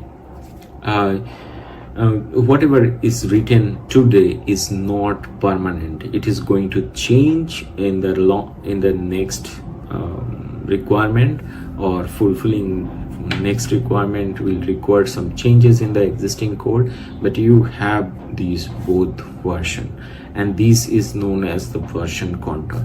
You also need understanding of software development lifecycle, or in short SDLC. So what is the software development lifecycle? It is a robust knowledge area, but for now we can describe it like a step-by-step process that followed by a software development team for delivering a software. There are various methods used in software development lifecycle, like Agile, Scrum, or Waterfall, and as a tester you need an idea of overall development process. Now here I want to share some example of various type of software that you are going to test as a junior level tester. Generally, a junior level tester first test an e-commerce website. Just open an e-commerce website, test it, how it is functioning, whether it is Amazon or any other website. Just try to explore the site, how it is working, because when you are out of the technology world and recently entering to a technology world as a novice, it is better to enjoy what you are doing. So when you are exploring a e-commerce website today as a user, earlier maybe you were exploring it as a buyer, so you didn't check the various functionality. But now as you are learning testing, go and view one e-commerce website and test all the functionality, and then decide and then write in pen and paper or a notepad that these are the functionality I have listed in an e-commerce website. Now once you get confident on e-commerce website, go and explore some advanced software like a pharmacy software. There are many open source and free to use software resources available where you can check the demo from their live website. Why not you check a little bit advanced software that can manage a supermarket? Not only just one store, but managing multiple store in multiple location, and look at the administrative login area, how you can manage multiple store and their sale from just one dashboard. So this kind of experiment will explore your mind and you will think like a tester, because when you try to study testing and pick a book or a long video and you are not doing exactly any kind of experiment, you are not able to understand what is the day-to-day function of a tester. So go and check a school management software. We all are familiar with a school administrative infrastructure. That means we already understand how a school manage. Generally in school, the biggest issue is the student enrollment. Once a student is enrolled, the same student is promoted into another class, and then they are promoted into another class, and then one day they just pass out as a graduate from the school. Now during that time, how the school manage all the information related to this student, like its like the students fees, the students subject they taken in various terms, then how teacher add some feedback to the student profile. Look at a software. You will, if you search like free school management software and try to test its feature, then your mind will open like a problem solver. You will get an idea how IT industry solve the office related problem, and as a tester you are gaining some capability to explain the software and its function. Here you are not learning any coding, any programming, you are just learning the business process. You are just learning how software is solving the problem. When you have when you acquiring this idea, you can implement the same idea when you are writing your test cases. I think there is no formula available like this is the formula how you are going to write the test cases. I know only one formula. I test this software as a user and I found this function is not working. Or when you are writing something that your software is going to do this as an expectation, so you are writing, when I log in as a teacher, I want to see the list of students. So here it is very simple English language. So nobody is going to teach you the English language how you are going to write the test cases. So first and foremost thing is to understand various kind of software. Similarly, try to study a university software. Go search in Google how an university software can be managed, and you will find some idea from that, from various articles. You can then explore real estate related website and many more. But thing is that when you are actually working in a project, that may be a project of a bank, that may be a project of a insurance.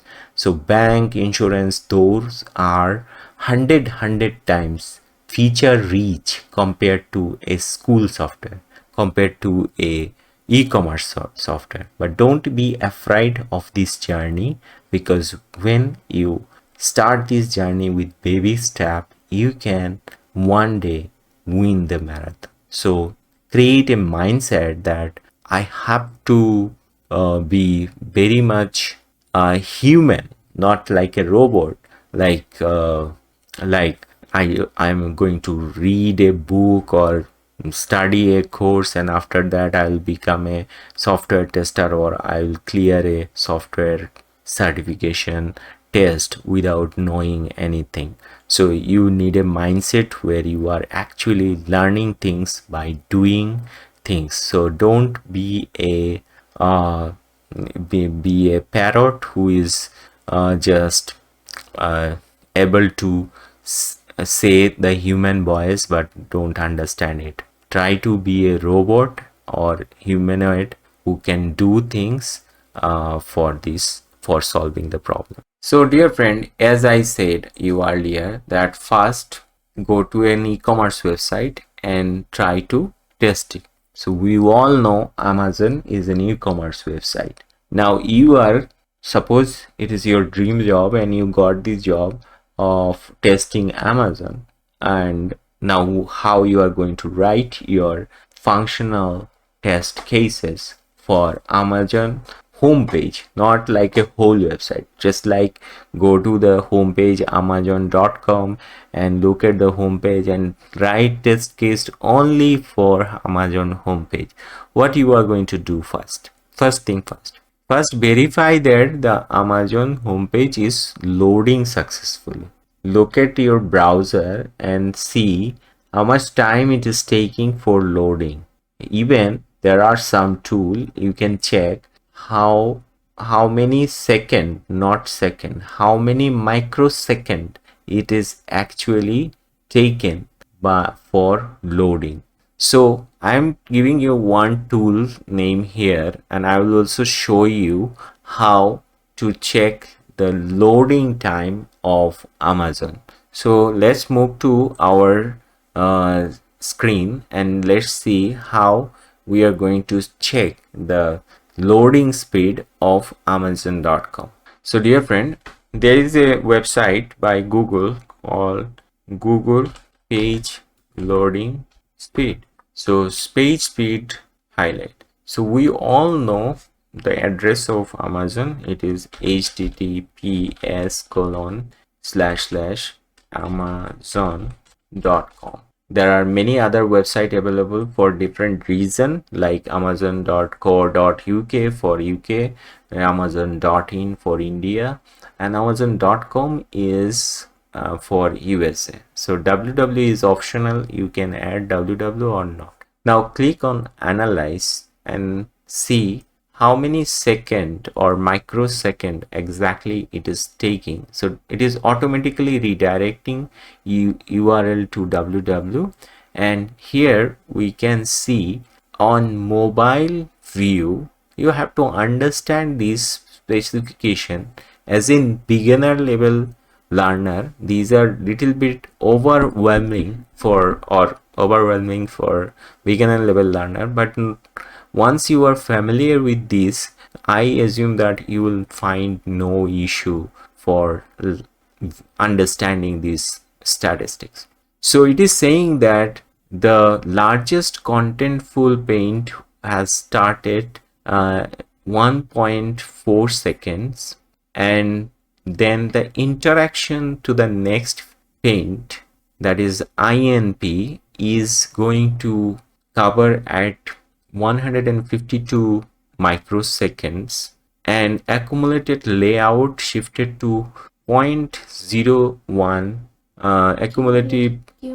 cumulative layout. Yes, cumulative layout is shifted to 0.01. So what is that first contentful paints? You have to understand the meaning of this, and for that Google, ChatGPT, everything is there. You can research on that. Here it is showing that this particular website is taking around 700 around 3 8.2 seconds for loading into a mobile screen. Obviously, because the mobile version is slower on the mobile, because Amazon already focus on the Amazon app. So it is not app. We are talking about how Amazon website load on a mobile browser, like mobile Chrome browser. So here you can see a tree map, which is like a more overwhelming analysis how exactly various part of the site loaded, but we are not going to explain this, because for a beginner level learner this is going to divert them to a different direction, because we want to focus on the basics. So you can see these images show us how these loading progress, and there are some reason why it is slow on mobile. So basically you can see that that tool has diagnosed various kind of reason why it is taking too much time. So as a tester, you don't need to be too much expert of why this technicality happen, but using that tool you can get an idea whether the website is loading fast or not. Okay, so that is about the mobile version. When you click on the desktop version, you can see that its performance is very good on desktop version. Why? Because the website is built for desktop, so the speed is very good here, and you can see in 0.6 second it has already loaded. So this is a progress how the page is loading on a screen. In 0.6 second the page is loaded fully on desktop version. There are some reason why it is not loading, but here this score shows that the performance is like 92%, accessibility is 92%, best practices is like 93%, SEO is 92%. Now on each point we can get more details where these performance is reduced and why. So as a tester, when you are going to use this kind of tool, you will get an idea that why this web application is slow and whether it is loading fast or not. There are another tool available which is called ping tool for website speed. Yes, so it is also helpful, and you go to same address like amazon.com and copy it, paste it, select a region where you want to test this site. For example, I want to test it from Washington DC, North America. It is taking a little bit of second, and it will show me a result on the speed. So it shows that the page is loaded in 1.29 second in Washington DC. Depending on the internet speed of the location, this speed will differ or this speed will change. Here another thing is this is request. Request is 299. What is the meaning of this request? That means when the home page is loading, the server is getting 299 requests for loading various part of this page. Maybe it is an image, maybe it is a file, maybe it is a JavaScript file, CSS file, or maybe it is any kind of data. So these are the number of requests, and the size of the page is 3.4 MB, and the score is 82. There are some more explanation why there is a delay, and it is also showing the various type of response. So respond 200 means there is no issue. That means there is no problem in loading. 204 is okay, fine. 301 request means the something was there but it is now changed to another location, that is permanently moved. And when there is a 400 request, that means that is a bad request. So if we look at the statistics here, so 86% of these requests are like image. So obviously an e-commerce website will have a lot of image because it is dealing with only products. There are like 3.84%, that is 11 requests are from script, and 2.64% are for fonts. These are from CSS. Now you can understand, if there is an error in the CSS, it will take more time. If there is an error in the HTML, it will take more time. So from the development point of view, you have to understand how this page is actually loading on the browser and what is the obstacle generally it is facing. You don't need to think it like a developer, but think it like a user. And I don't think these knowledge are too much sophisticated, and you don't need to learn programming skill for understanding this. So generally a website is depending on various other website for their content. So we have seen that this website is requesting content from other subdomains, not only from Amazon, from other subdomain as well. So when a website is taking too many content from different website, it takes more time for solving those DNS requests. What is DNS? Domain name server request. Like for understanding it in a better example with an analogy, like you went to shopping and you want to fill your cart with various product, and you are requesting this product from various store. Like for sheep, for the meat, you are going to another store. For grocery, you are going to another store. And for fruits, you are going to another store. So when you are visiting multiple store for collecting all those products, you will take more time for completing your shopping. But if you get everything from just one domain, it will be fast. So from this analogy, we understand that when Amazon homepage is loading on a browser, basically you are requesting content from different website and it is loading there.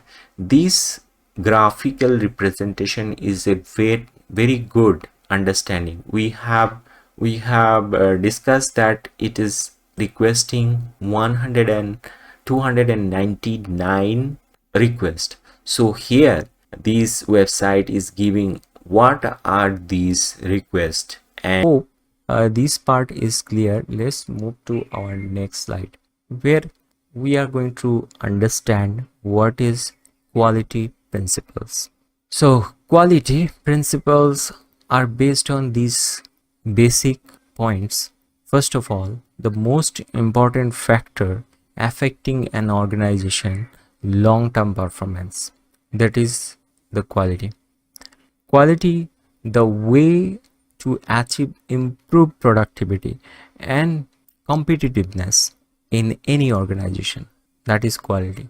Quality saves, it does not cost. It is a very important line, and I think we should remember this. Actually, when you improve quality of a product, it is actually saving your expenditure. It is not costing high. Some product owner consider that there is no need of a quality team. The developer will do all these tasks and will just launch the product as soon as possible. But that is a wrong decision. You have to use a development team, or must be your development team should have a team of testing. So development and testing, these are two parallel group of people who deliver high quality on your product. So quality is the solution to a problem, not a problem.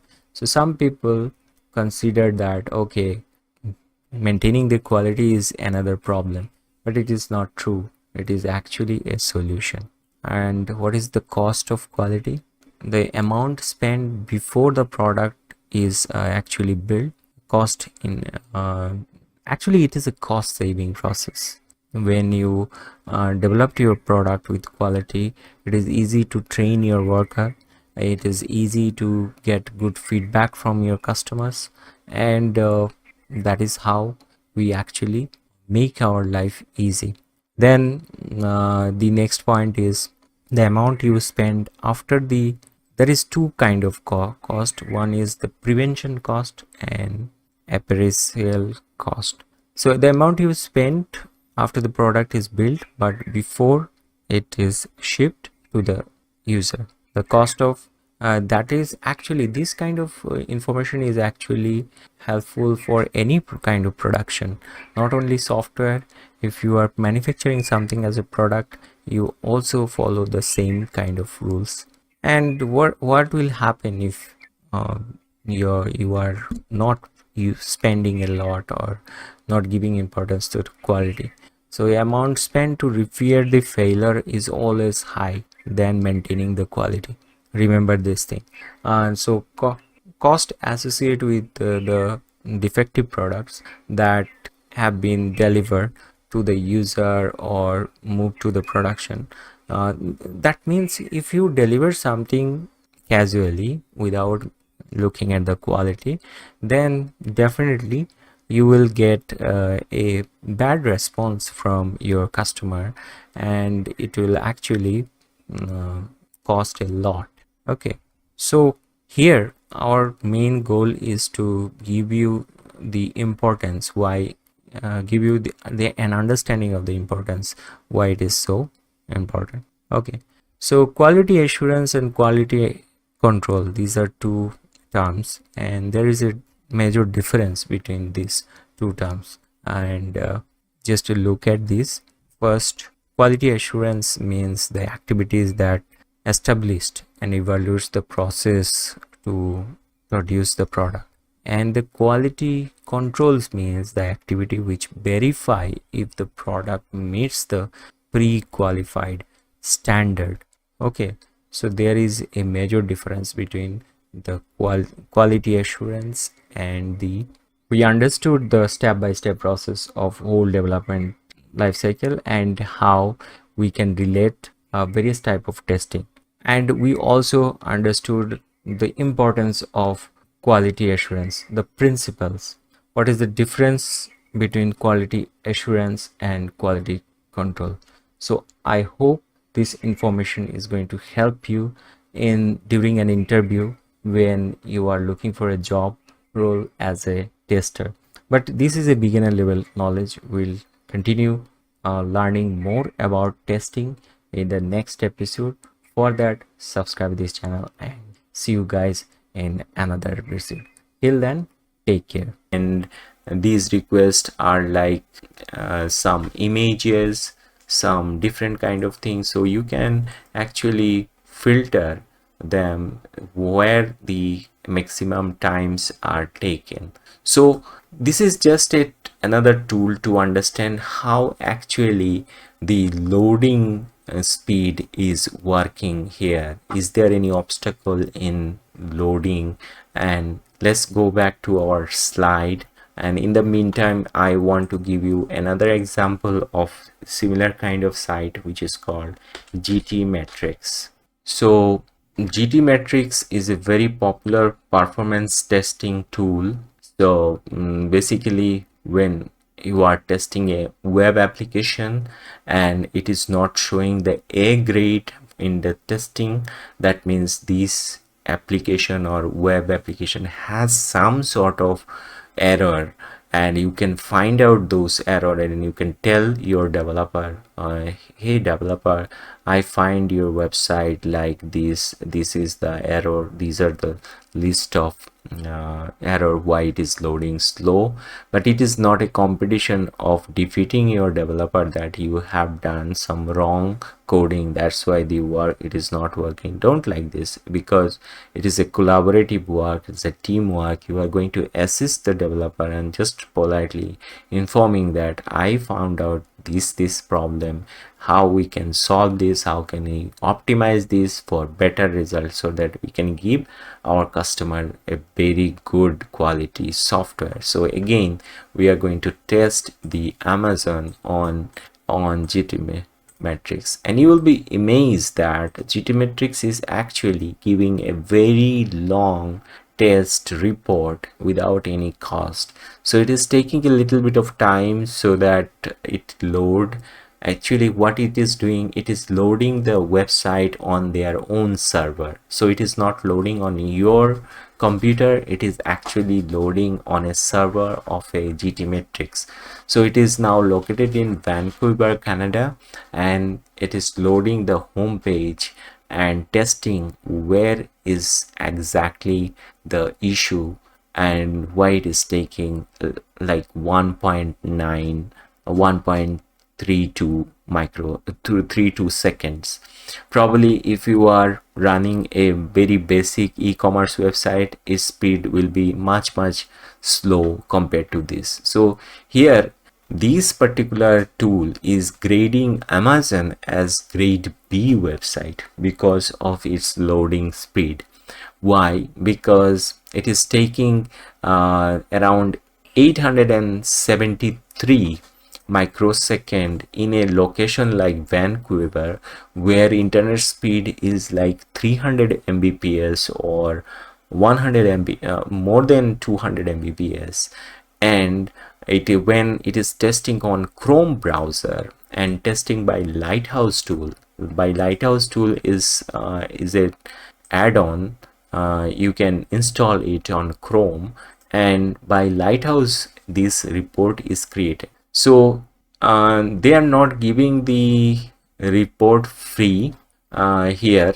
Earlier it was providing the report free, but now it is asking for an account. But anyway, if you create this free account and look at this report, you will get more details about this. But in a future class we'll discuss about GTmetrix.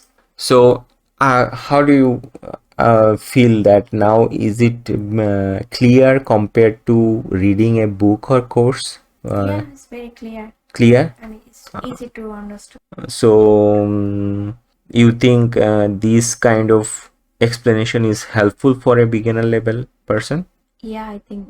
Because you are just starting how to test. You are just starting learning how to test, right? Yes. Okay, let's move to the next point, like test the functionality of sign in button on the home page. So when you are testing Amazon.com, the first thing is that you are going to click the sign in button. I'm not going to show it right now because there is no point to show this. Everybody knows how to sign in and sign up in a website. This is a very simple thing.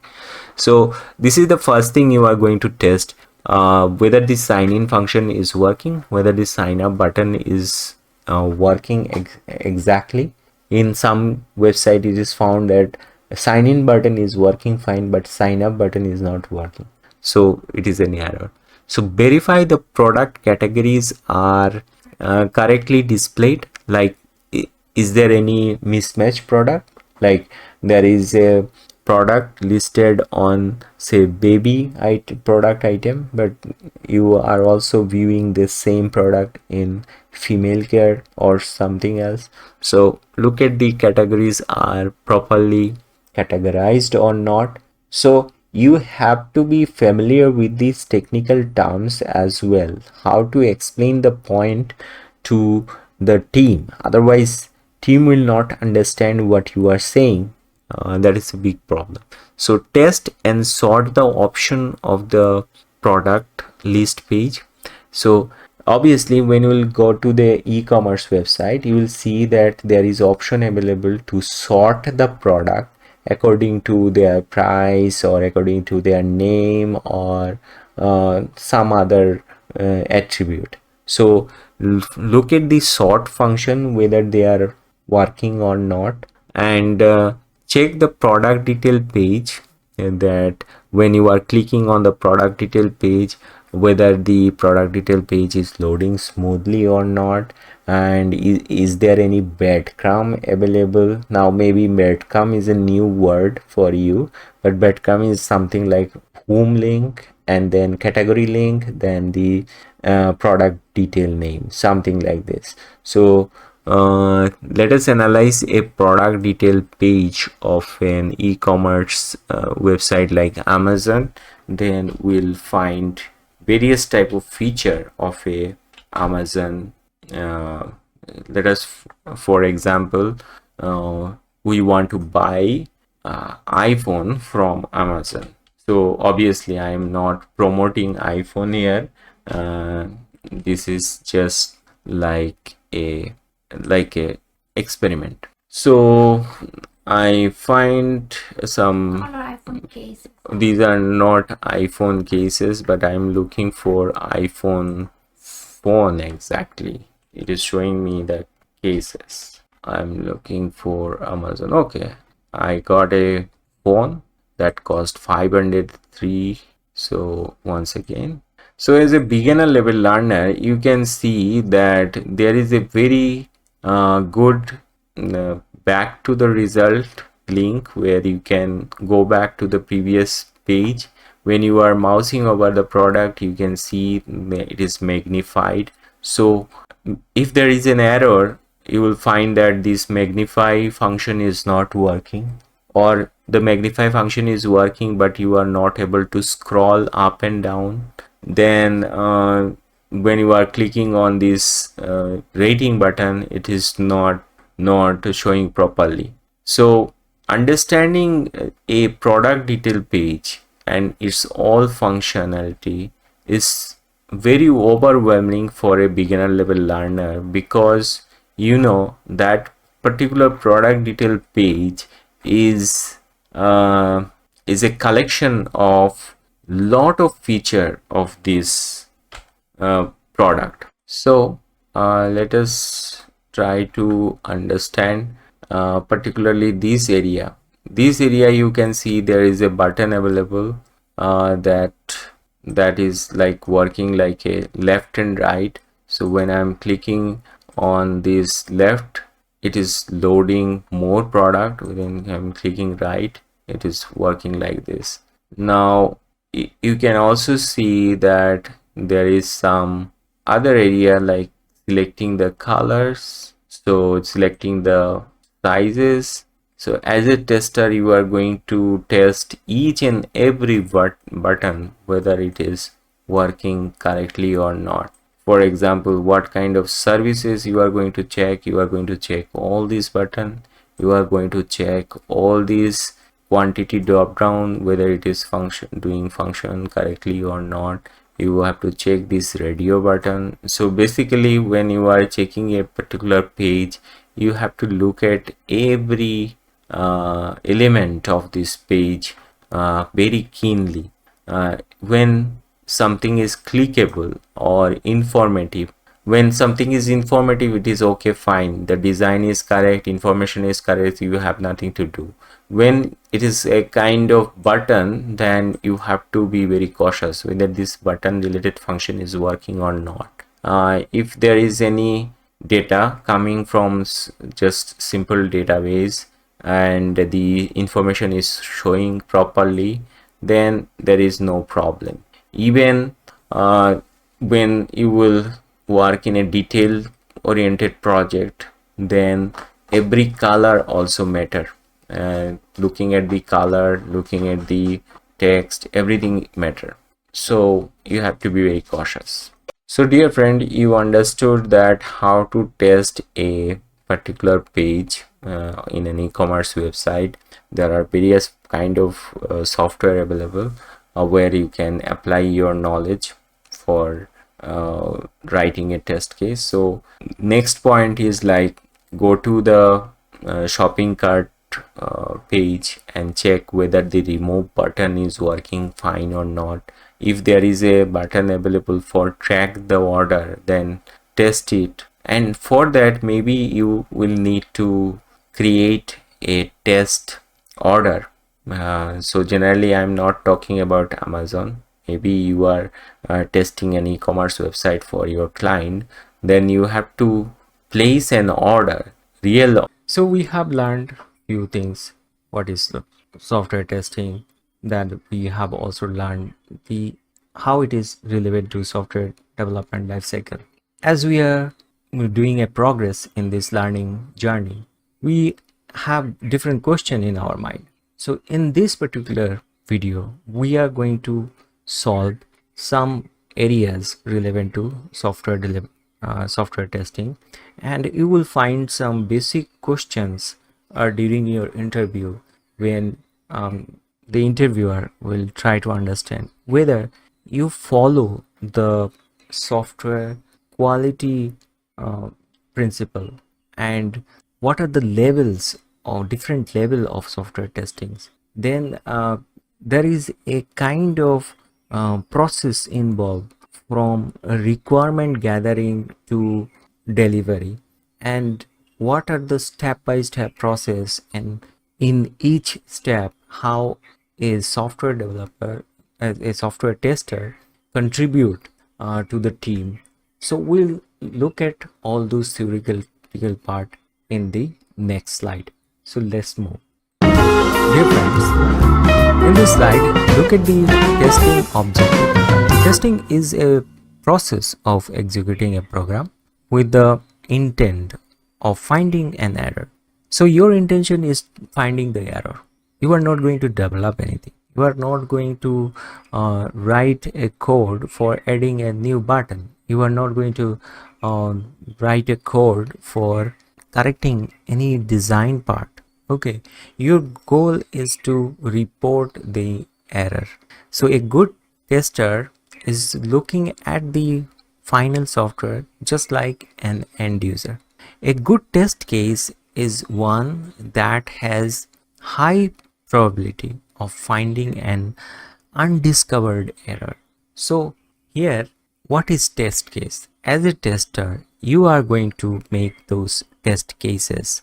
You know how to write a test cases, and based on that test case, if you can discover an undiscovered error, that is your credit. So a successful test is one that uncover an unique error which is actually not discovered yet, and if everything is working fine, that is also a part of testing. But the major objective is to design your test in a way that actually minimizing your time and effort of doing the testing. So here in the next slide, we'll see the step-by-step process. So you know, in any software development, which is like a waterfall kind of development, where you first collect the requirement and analyze them. So you are, as a tester, you are not involved in that phase.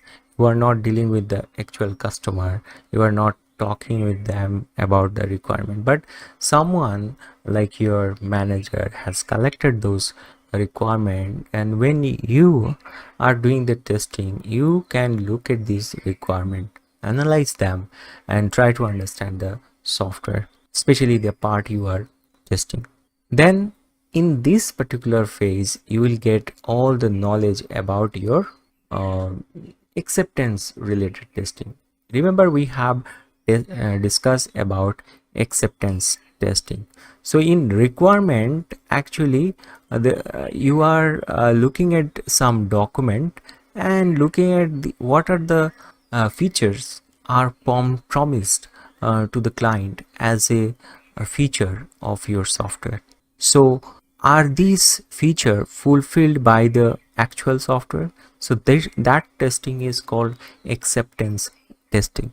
Now similarly, you can look at the design, another document that shows the architecture, that the actual architecture is telling that this particular app is going to use some cloud-based storage, or this architecture is fetching data, IoT related data, to a IoT hub. So it is developed top of like a cloud infrastructure. So looking at the design and architecture of this software, and then check whether the delivered product is meeting that requirement. This is called the system testing. Similarly, suppose you have developed something as a login or user login function, and this particular part is connected to some subsystems. So nowadays the concept is like microservices. So when you are developing something as loosely connected, loosely tied architecture, that is a kind of architecture used by modern app developer, where they develop the whole application is a collection of microservices. So you have to check one service, whether one service is properly communicating with other service, or and this is called the integration testing. Especially you check the API response and request. Okay, so within your software there are many subsystems available. So in that case, whether A is properly communicating with B, that part you check. Then the next thing is the detailed testing, where you check each module is functioning correctly or not. And then implementation testing, where you check unit testing, especially the part of program is coded for specific purpose and whether that unit is functioning well or not. So there are different phases of development, and you can see different type of testing. So we have this knowledge, and we can use this knowledge for our future classes. So guys, I hope Order for testing the test function. If required, also pay for this order whether the payment is properly achieved or not. So in that case, you can set the price of a product, maybe 10 cents, and try to complete the whole order and check whether this product is properly checked out or not. When there is a contact form or contact page, look at all the contact form is working properly or not, because the investor or the owner of the site is spending a lot of money for making his site live, and if the contact form is not working, end of the day it is not giving the owner any benefit. So you have to be very serious about those functionality, and verify if there is any social media page or link available, then whether these social media page and link are available. But I am not sure whether Amazon use any sort of social media link at the end of this and end of his website. So basically they are self-sufficient. They don't take help of any social media. I am sure that on a Amazon product detail page, you will not get any link for share on Facebook or Twitter. If there is any link available, then please tell me in the comment section below. I think Amazon use no share link for their product detail page. The next point is test the currency and language change option. In Amazon, you can change currency based on your location and language as well. So when you are developing a site which is global, adding multi currency and multi language is a very obvious option. Just you need to check whether the language change function is working or not. and if there is any email notification related function available, then you have to check whether the email is coming or not, or email function is just working fine.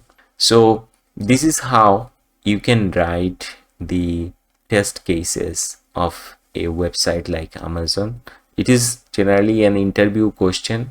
No one is going to give you a task to test Amazon website in real life. It is just going to examine how a candidate explain his functionality test approach, so that the interviewer can understand that this person has some test mindset or test mentality. So accessibility is also a very significant part of a website nowadays, because we want to make website accessible for everyone.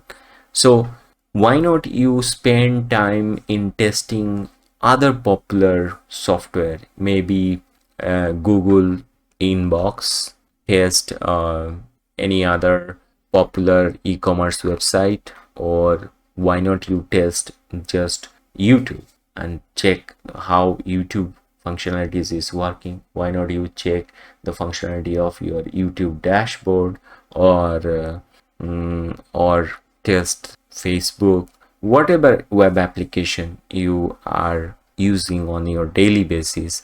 Nowadays, start testing them as a tester, and also ask question like how I can write a test case for testing this particular section of this website. That section may be a menu, or a contact form, or a sign up form, and get familiar with all those components and their name, because this is a very challenging task for a beginner level learner to know the technical name of each part of a web application or a mobile application. What is a menu? What is a breadcrumb? What is a footer? What is a header? What is a sidebar? What is a hyperlink? What is a drop down? What is a radio button? What is a text box? What is an input box? What is a drop down menu option? What is a multi-level drop down menu? So when you are familiar with all those elements as a front-end developer, probably you will find this tutorial in W3 school about various elements of a HTML page, and then you can describe the functionality of this area and how to inform your developer that this particular element of this page has some issue and it is not working. So this is our conversation about the first step of learning manual testing for web application. I think it is helpful for you, and if you continue with that approach, we'll go ahead and find out more theoretical part of manual testing, and side by side we'll explore the other advanced theoretical knowledge on this particular area. So see you guys in the next episode, and till then, take care and subscribe our channel for more update like this.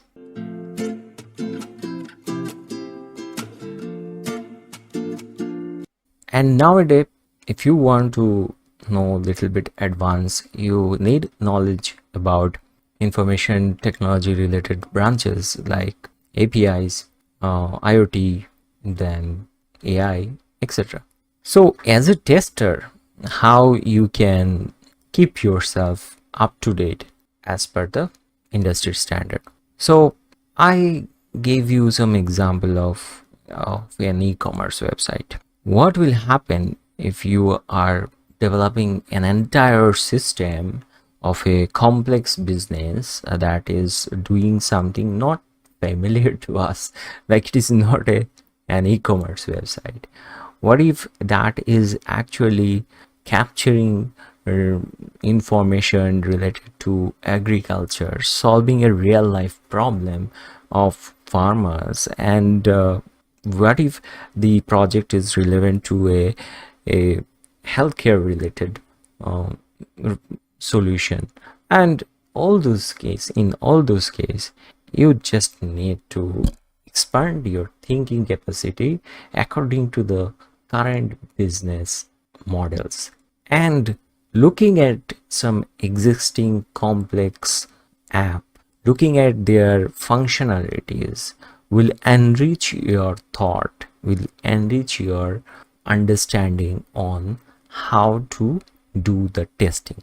But before that, back to school, just like how actually testing related topic are generally taught in school and engineering colleges, where people learn software testing as a subject. So we are professional, right? We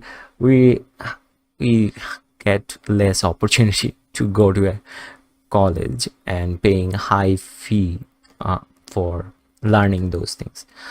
Now you are getting opportunity to learn this from the internet. Software like the tools like ChatGPT can answer your question. So our main goal of this course is to use those tools to clarify the doubts and be confident on the topics relevant to testing. So let's dive into our slide and check the academic definition of testing and some information. So this part is going to be a little bit boring, but have some patience, and if you spend say some valuable hour, I think you can crack. And the thing is that these are not so complicated. Okay, so let's move to our next slide. So dear friends, welcome back. You can see 3 letters on this slide, API, and you are already familiar with this word because nowadays a software developer, a tester use this word in their on their day-to-day basis. But what it is, as a beginner level software developer or tester, if you want to learn what is API, I am giving you some ideas here. You know what? As a software developer, an API is essentially a set of protocol, or you can say is routine and tools that allow two different applications to communicate with each other. Let me draw something to explain this matter using some examples.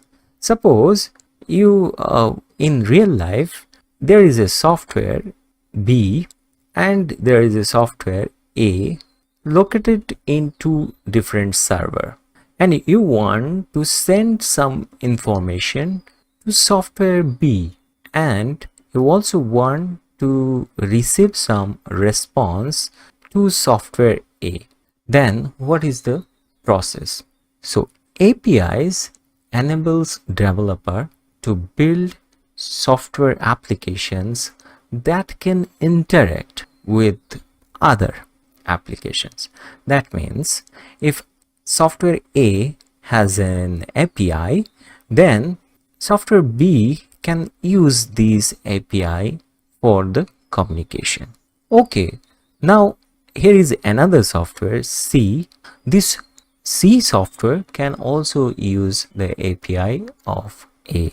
So using this concept, we can understand that when you want to build a system based on different software, there is a communication process is very important, and API solved that problem. So as a tester, what do you understand as an API?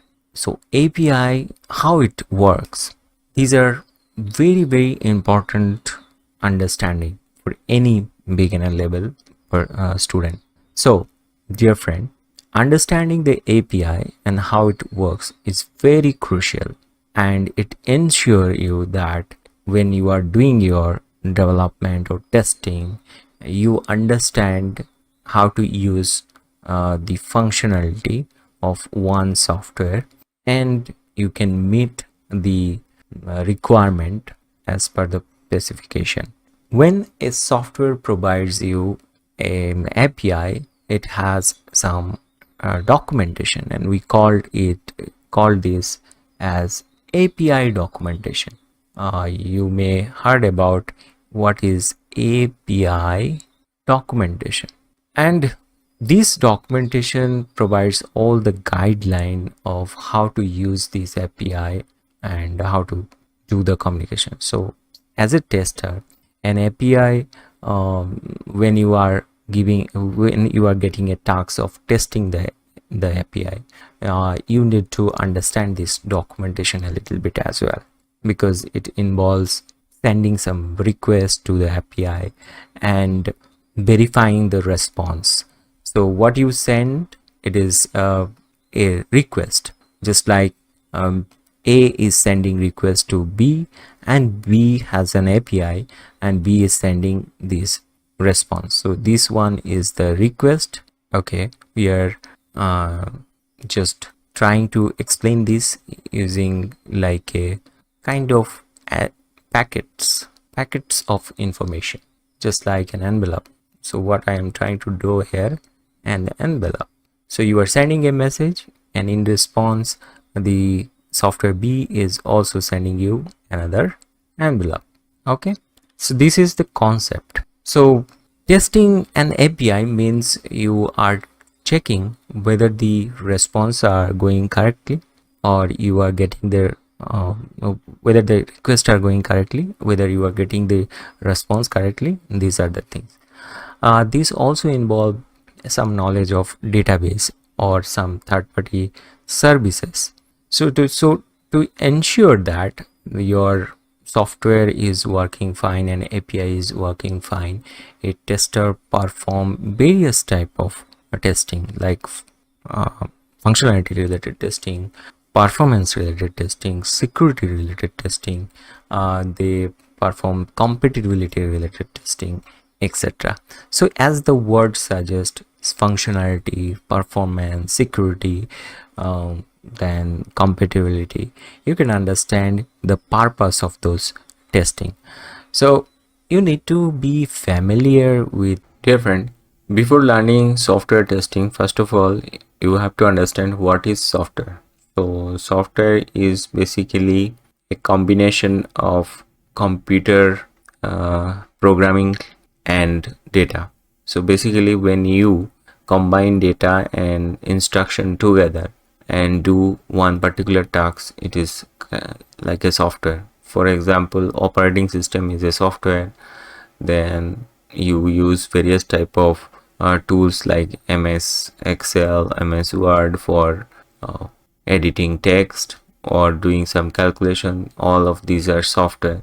There are some software, these are platform dependent, like software for mobile, software for web. So anything that can be stored electronically and can perform some kind of tasks is a software. So it is a set of instruction that is used to manage and control various type of function. So when we talk about a software, it is associated with programming, data, and some specific function. Now let us try to understand what is testing in very simple word. So testing means checking. So you are verifying something.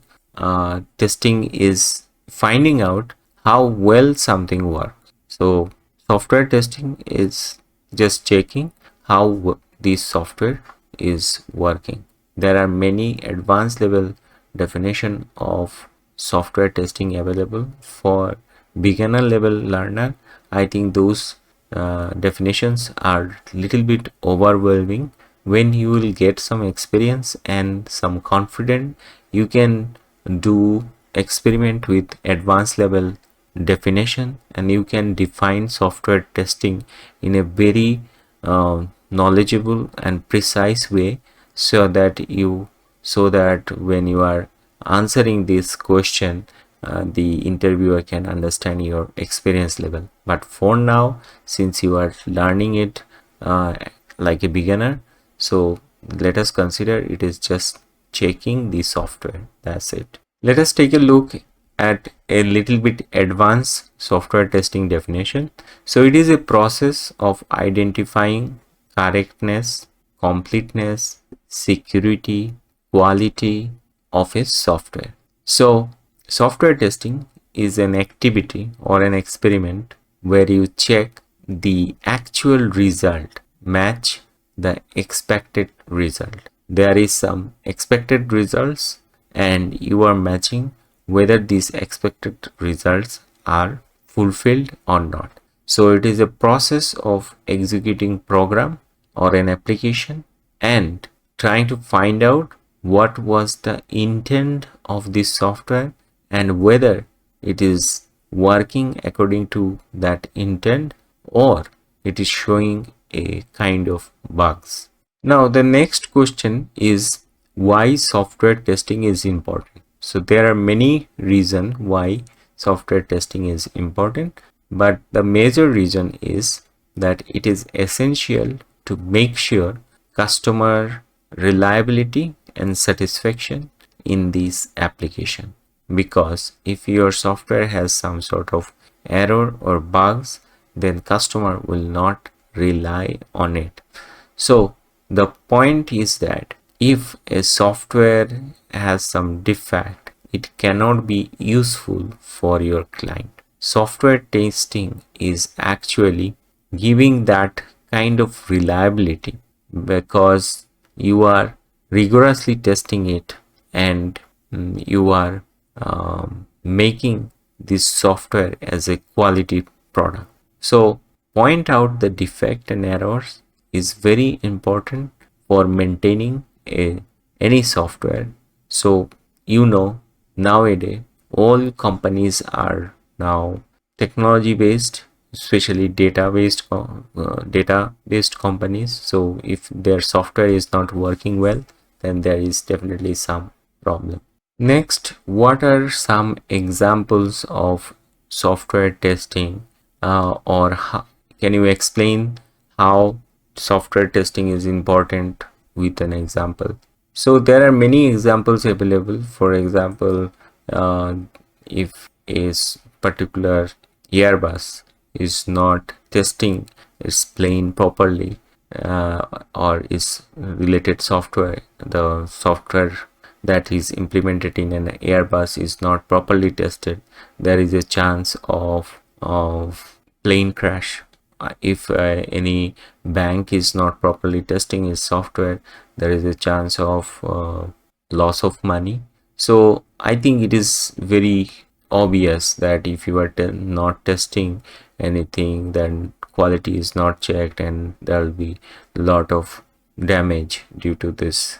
Now the next point is, what is the objective of testing? There are many objectives, but the major objective is finding out the defects and get them fixed by the developer so that you can deliver a quality product. The next point is why there is a need of tester. So human cannot find their own mistakes. Somebody else need to show that you are doing a mistake here and you need some correction.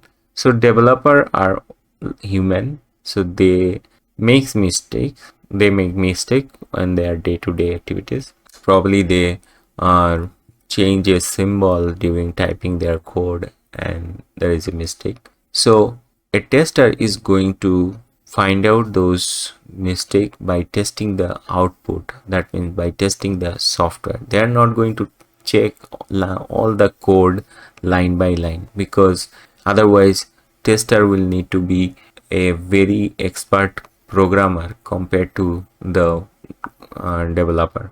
So here tester is just going to test the software, and if the software is showing error in a particular test, then definitely there is some bugs that is going to create this error. It happens when the software is working fine, it is not showing any error because the developer has done a very small mistake, it is not hampering the actual function. But when a tester is testing this software multiple times, in some test data, for some test data, it will definitely show some significant error. So tester will find out the defects for the developer, and tester mindset is different compared to a developer, and that's why they are capable to find out that. Dear friend, now we are going to talk about what are the qualities of a good software tester. First of all, you need some analytical skill. An analytical skill is something that you can analyze a particular topic by observing that problem or issue. Next, you need some sort of technical knowledge as well. You don't need to be a very good programmer for that, but you must need some technical knowledge, like how to use an application. When you are browsing an application or testing an application, you are technical enough to find out all this functionality and which particular function is not exactly working, because no one is going to teach you this skill. So you need some good communication skill, both in verbal and written, like you can write the issue using simple, readable, easy to read sentences. And when you are communicating with your team, your verbal communication must be professional. Next, you need some great attitude of test to break. You need some willingness to learn, and you will find new things to learn every day in a testing environment. So it is like a continuous journey. So you need some passion about your job, otherwise you will feel boring because it is very monotonous for some guys. When people keep experimenting, it is not so monotonous. You need the ability to apply your basic fundamental knowledge and think out of box. It is not necessary. You need to be very creative for that. Dear friend, now let us try to understand the role of a tester. So first of all, you understand the requirement. Every software has a requirement related document that describe what are the expected requirement for the software. You have to go through that requirement related document first. Next, you have to write some test scenario or test cases. So when you are writing those test scenario and test cases, you are describing these functionality for the developers so that they can understand where you find out some issue. Next, you need to execute the test.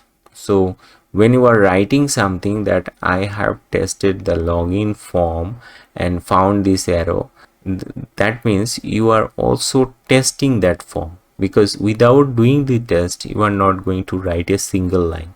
Otherwise it will be like writing a creative essay. Test case is not writing a creative essay. It is like a result that you are experiencing after testing one particular element of a page. So make sure that you are testing first and then writing the test cases. Sometimes people write the test cases first, then developer develop based on these test cases. They test during their development and then they submit it for retesting.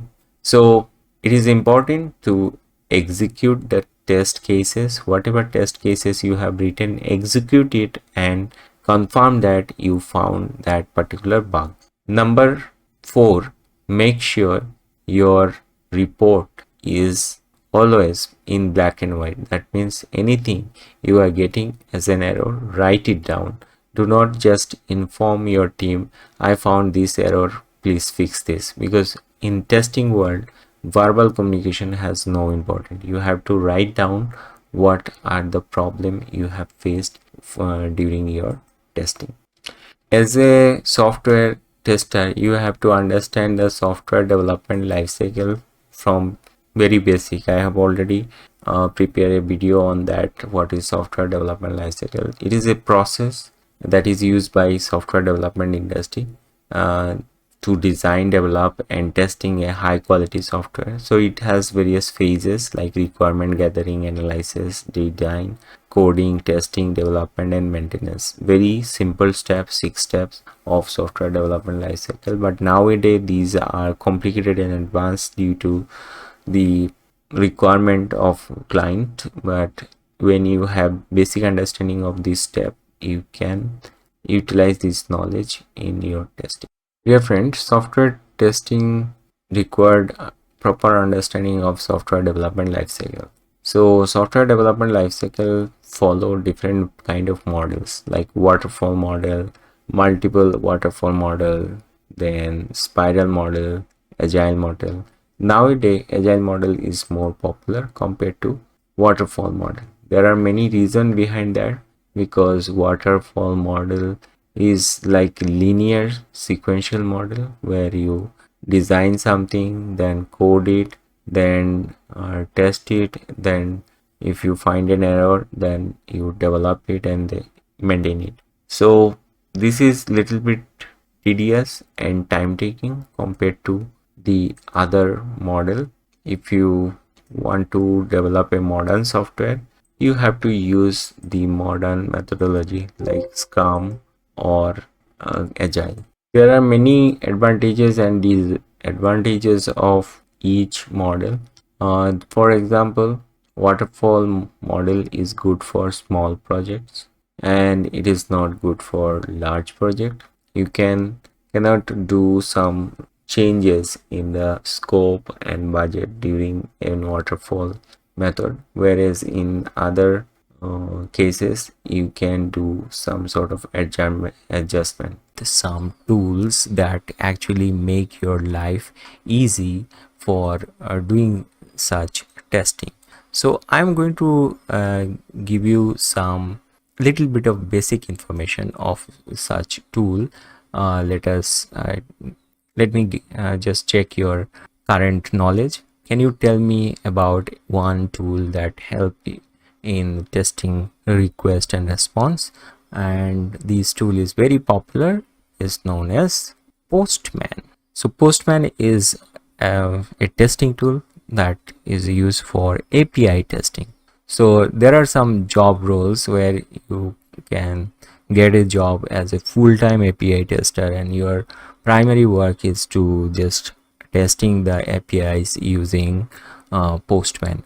Generally, when a software is developed based on many APIs, the software owner always try to test the software response and request so that their system runs well. Sometimes these response and requests are relevant to transaction, financial transaction, payments and etc. So testing them is very important. So overall, there are some other testing tools are there, API testing tools are there like SOAP UI. So SOAP is a concept, so we'll discuss this. What is SOAP is a concept. So as a software tester, understanding the API and how it works is a critical part, and you can understand that there is an opportunity available for a beginner level software tester when he get confidence over testing APIs. Welcome back, dear friends. So what we have learned so far from these two videos. First of all, we have given you some introduction. What is software testing? What is the opportunity of software testing related jobs? And here in this particular video, we understand that what is an API and what are the tools generally used for API testing. And from the simple example of testing an e-commerce website, we just try to understand the process when there is a complex business situation. What if you are developing a software for a financial organization where the logic is very complicated? you are going to apply AI related solutions in your software. So from this point, we'll try to understand it like a game. When you are playing a game, what you first try to understand? You first try to understand the rules of the game, right? Then you can use your talent to play better, right? So in this next slide, we'll consider the process is like a gaming activities, right? What is software testing? The idea and techniques of software testing is an essential knowledge area for a software developer. So this course is actually applicable for full stack developer and tester. That means if you want to become a full stack developer, it is necessary to understand the basics of testing first, right? A software developer can create anything using his imagination, logic, and various tools. But a tester is someone who is not actually creating anything or adding any kind of feature to the software. Instead of doing this, he is actually looking at the feature and judging it whether it is working fine or not. So software is a key ingredient in many systems and many devices. Like when you enter into a retail shop, you look at the cash counter, there is a display unit and someone is collecting the bills, and there is another device that is actually sending this order to a chef or to a delivery guy who is actually packing the goods. If it is a restaurant, thing is like someone is taking the order and someone is processing the order. So what we see that every business has some unique requirement. So software is an essential component of business. Like if you are operating some airplane and buying ticket and checking the security, looking at the convenience and grievance from customers. So all those things are nowadays part of software. A test environment where you are mostly doing the usability testing, and you need the knowledge of the whole system, how it is working, because system testing may be performed by an individual testing, and it is related to the specification of the system. System integration testing is level 4, and it is focused on testing the interfaces of the system under test. So what is the interfaces under test? That means the system integration requires some suitable test environment, preferable for similar to operational environment. So you are focusing on the operational environment and testing the system. What is acceptance testing? Acceptance testing is like validation and demonstrate the readiness of the development. Here you are focused on the user acceptance testing. So user acceptance testing is like testing the system as a user, looking at it various type of functionality, and there is some operational acceptance testing, constructional, then regulatory acceptance testing.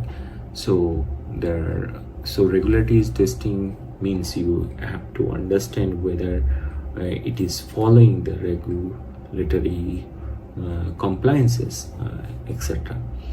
So these are 5 level of testing. I repeat them once again. Number 1, component testing. Here you don't need to be involved because it is a part of developer work. Component integration testing, you need to apply some top down or bottom to up for testing this. System testing, then system integration testing, acceptance testing. Now test levels are distinguished by some by some list of attributes. So those list of attributes are like test object, test objectives, test base, defects, failures, approach and responsibility, etc. When we talk about the test types are like functional testing and non-functional testing. And functional testing are like what the test objective should do and whether it is working like that or not. And the main objective of functional testing is to checking the functional competence and functional correctness of the application. Non-functionals are like how the system is behaving, and then like the efficiency of the system, compliances of the system, or usability of the system. So these are not like very important but also significant. There are some black box testing when you consider the object like a black box and you want to input something and you want to see the output working like the expectation. There is some white box testing when you look at the code architecture and workflow and data flow as well. And the white box testing requires some understanding of the architecture, and where in black box you don't need that kind of knowledge. So we understand from this conversation, we understand the different types of testing and different level of testing. You can see use of software in your car, in your television, your cell phone, everywhere. So modern days is totally depending on some software because of solving some process, because of adding some automation. So dear friend, try to get information from your real world experiences. So here is the introduction. Software testing is the process of executing a program or a system that intent of finding error. It involves any activity aims at evaluating an attribute or capacity of a program or a system that determine that it meets the required results. Now these are some academic definition. I think you understood some part, but don't worry if you are not getting things clear here, because we'll discuss the definition again and again from different point of view, for only purpose that you must have a clear understanding of testing techniques. Okay, so there is a kind of life cycle in any software development, and software testing techniques is relevant to that software development life cycle. We are actually having some problem in many software nowadays. As we are totally depending on software, in the previous example we have seen that in our day-to-day activities software is a very essential part. So in this particular course we will look at the theory behind software testing, the activities that a tester generally perform for for assuring the quality. So these activities includes some technical tasks. These activities include some common sense analyzing, input some information to the software and analyzing the results. That's it. And reporting that result to your teammates. And you know that it's a teamwork. Here someone is playing the role of a project manager, someone is a software developer, and you as a testing engineer or a QA guy, your functionality, your main job role is to report this testing related information. The reason behind such dividends of tasks is when you are an expert of testing related tasks, you can lead a full team of tester, and you can act as a test manager. And as a test manager, you are in charge of testing the entire application. You have the knowledge to test the process, you have the knowledge to test the policies, and you have the knowledge to test the qualities. So here no job role is actually inferior or superior in this team, because when you are doing something as a teamwork, all activities are important for fulfilling the requirement. So suppose we can think of a team where a test manager is working with a group of test engineer, and in this process generally the test manager has a list of tasks as a design specification of the software, and a test engineer look at this design and then he runs some test, he tests the design and he performs some executable test. Out of this test he gets some inputs, and these inputs are some test inputs, but there is some expected outputs. I have used the wrong word. So when you input something, you get some output from the software. Maybe it is an error message, maybe it is the balance of the input that you entered right now. So depending on the software purpose, you will get different kind of output. Okay, your duty is to evaluate that output, whether this output is actually fulfilling the actual requirement of the software. So these activities are actually test related activities. So what are the common problem that software face? Like it is showing some incorrect calculation. Suppose it is not validating the data. Suppose there is a input box for email ID, but it is not actually testing this information, whether it is an email ID or a number. Okay, so this kind of problems are there. You will find something very obvious, like you are getting some information which is showing incorrect labeling, like the input box is showing enter your name, but the output that is showing something else. Okay, so these actually makes your software poor performance, make your software bug. You want to make your software bug free. That is the main goal. Okay, so I'm not going to look at all kind of software related issues here. You can get like incorrect or inadequate interface. You will find that somewhere the software is not giving any good user friendly message to the end user due to the error.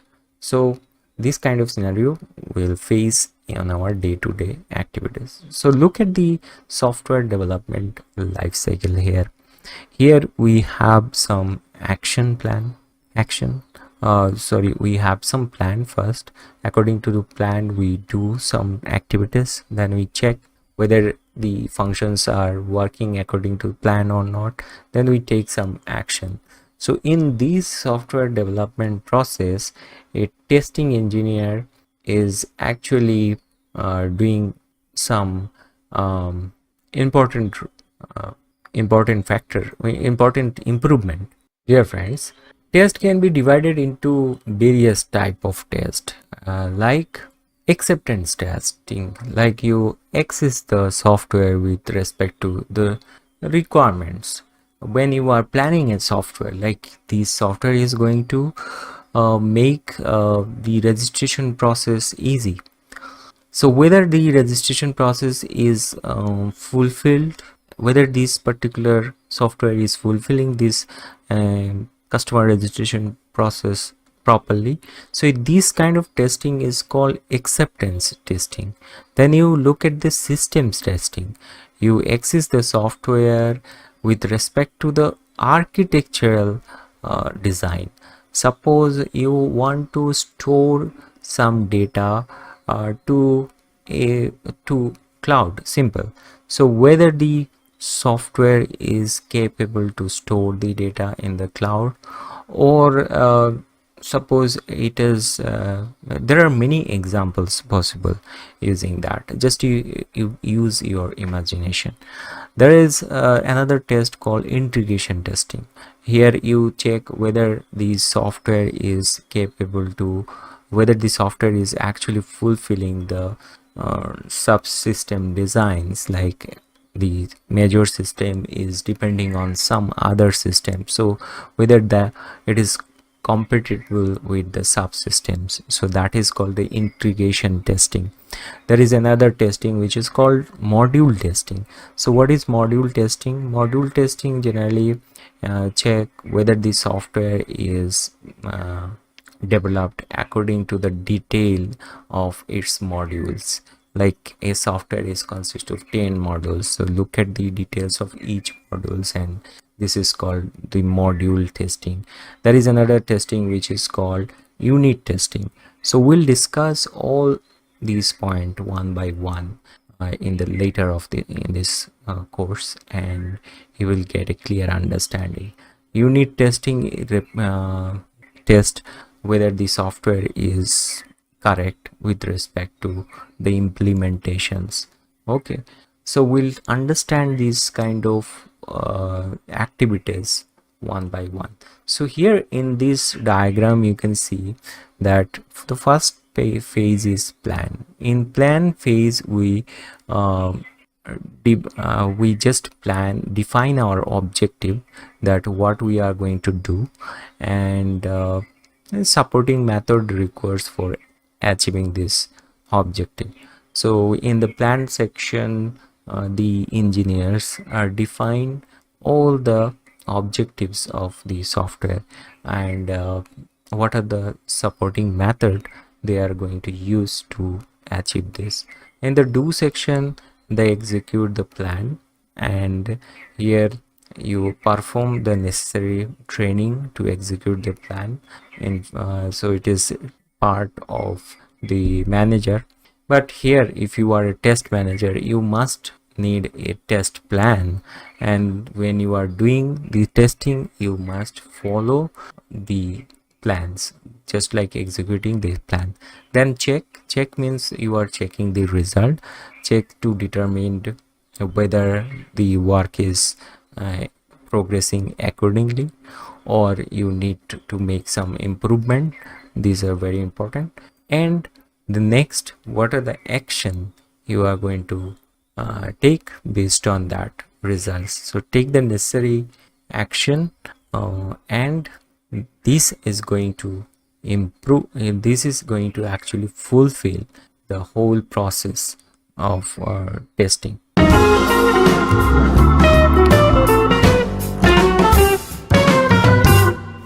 So dear friend, what we have learned from this video? So we have learned the software development process using some simple steps. First is planning, then doing something, looking at the results, and taking some action. I think you can remember this flow, and you also understand various types of testing. Don't worry if things are going little bit complex, because in the future videos we will repeat these concepts so that you can remember it for your future preparation. Dear friend, in this episode we are going to discuss about the test level. What is the test levels and what are the test types? So in any interview question relevant to QA tester, you will face this common question: do you know the different type of test levels and what are these test levels? Can you explain these? So we are going to discuss this in this episode, and I hope it will be helpful for you for answering this question: test types and test level.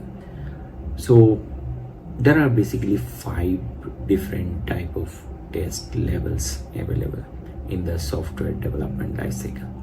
So before that, let us try to understand what is test level. Those test levels are nothing but groups of testing activities. So in level 1 you do a group of activities, in level 2 you do another group of activities. This is very simple. Now there is a kind of organized, manageable activities required for this. So it is very important how you are going to organize and manage those activities together. In each test level there is a instance of test process.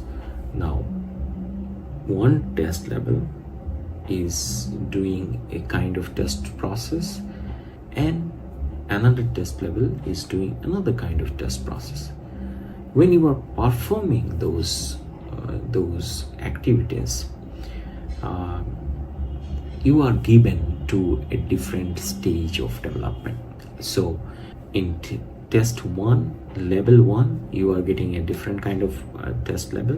In level 2 you are getting another kind of test level. So when it is what kind of activities is applicable for level 1, it may not be applicable for level 2. You need to understand this. So test level are related to different phases of the software development lifecycle. Just thinking about a sequential software development lifecycle where software is developed by step-by-step sequence. One sequence is depending on its previous sequence. So development activities may span through multiple test levels, and test levels may overlap time to time. Now this is the basic policies that you need to remember about test levels and how they are implemented on the SDLC. Test level number 1 is component testing. Now we understand that a software is a collection of components, and you can test one component isolatedly without testing other components. So it often required specific support, such as understanding the scope of this component, why this component is added, and through testing you harness its effectiveness in the software. So component testing is normally performed by developer, and it depends on different development environment, and testers are not directly involved in the component testing process. Now when it is a matter of integrating the component together, because these are some part of the software, like multiple components are used in one particular software. So whether these components are connected to each other properly, a tester is going to test the component integration. Now, what is this component integration? Because components are heavily interdependent, and that's why the software is working and solving one problem. So when you are testing them you are using some approach like bottom to top or top to down or big bang. There are different kind of integration testing available. That is level 2 of testing. What is level 3 of testing? It is focus on the system testing. What is systems testing?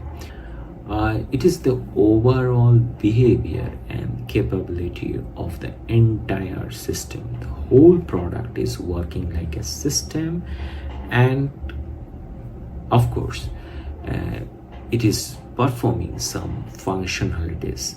So when it is system set testing, it includes testing the functionality and end-to-end tasks. It is also involving some sort of non-functional testing like performance testing and load testing, etc. So non-functional quality or the character is a part of system testing. We understand this. So using this, for example, you are testing a software from